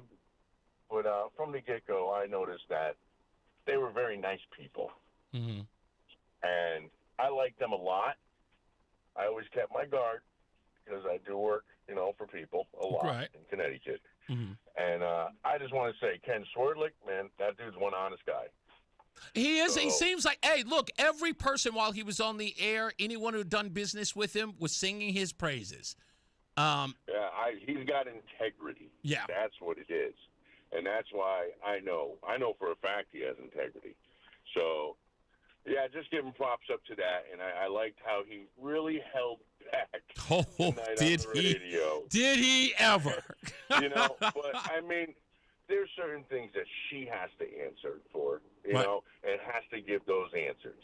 Yeah. Ken, I'm sure he just wants to get his money. Yeah. And but they struggle just like everybody else. And that's true because she's in a business. There. She's in a business where we're talking like 5 to maybe 15% actually survive. So many businesses come in and they're gone, and this is just it's just a fact of life in that industry. That's all it is. Yeah. Well, I'm just calling to back up Ken because I'll tell you what, I've known the man for a long time. Okay. And he's got some good integrity. I got to admit that. Absolutely. He's from the Army, and you can't find that too often. Yeah. In the selling business, they just want to sell. Yeah, indeed. But, I mean, he gave up $100,000 worth of equipment sales to tell a customer that his restaurant won't make it where he was because Ken knows. Yeah, that's right. That's right. Exactly why I was asking him. Thank you, John. I appreciate you. Plus, he's from Boston. You know what I'm saying? Thank you, boss. I hear you. Have a good one, man. Thank you, man. You too. Yeah, Ken's from Boston. He's going to keep it real. He's going to tell you exactly what's going on. Hey, can you park here? I think you'll love that one. Time for me to get up out of here. We'll see you mañana. As I always say, radio is free, so we thank you for paying attention. Remember to keep JC in your hearts and in your minds. Sean Patrick, we love you and we miss you. Remember that panic is not planning, so plan your work and work your plan. Me, I'm Reese On The Radio. You have a good night, pleasant tomorrow. By the way, if you've been looking online for the show or recap at ReeseOnTheRadio.com, it hasn't been there because we're having some technical issues, but we will get them online, so stand by for that. Mark Christopher's getting you home. He's in the BPS Traffic Center. Good night, sir. Hey, good night, Reese. If you're heading toward Hartford right now, westbound side of 84 delays approaching the Bulkley Bridge, East Hartford out to 45 Flatbush, 84 eastbound slowing about a half mile before 46th Avenue into the tunnel. 91 southbound delays 33 down to 32 A and B. If you are traveling into the Waterbury area, westbound 84, some sluggish traffic, 26 in Cheshire up to 25. Look out for an accident westbound 84 between 18 and 17, delays back to the Mixmaster behind that. Northbound on the Parkway, we have an accident up by exit 58A in Wallingford, delays behind that. Southbound on the Parkway, you're seeing delays from 53 down in towards the West Rock Tunnel. Traffic and weather together on the 8th WTIC News Talk 1080.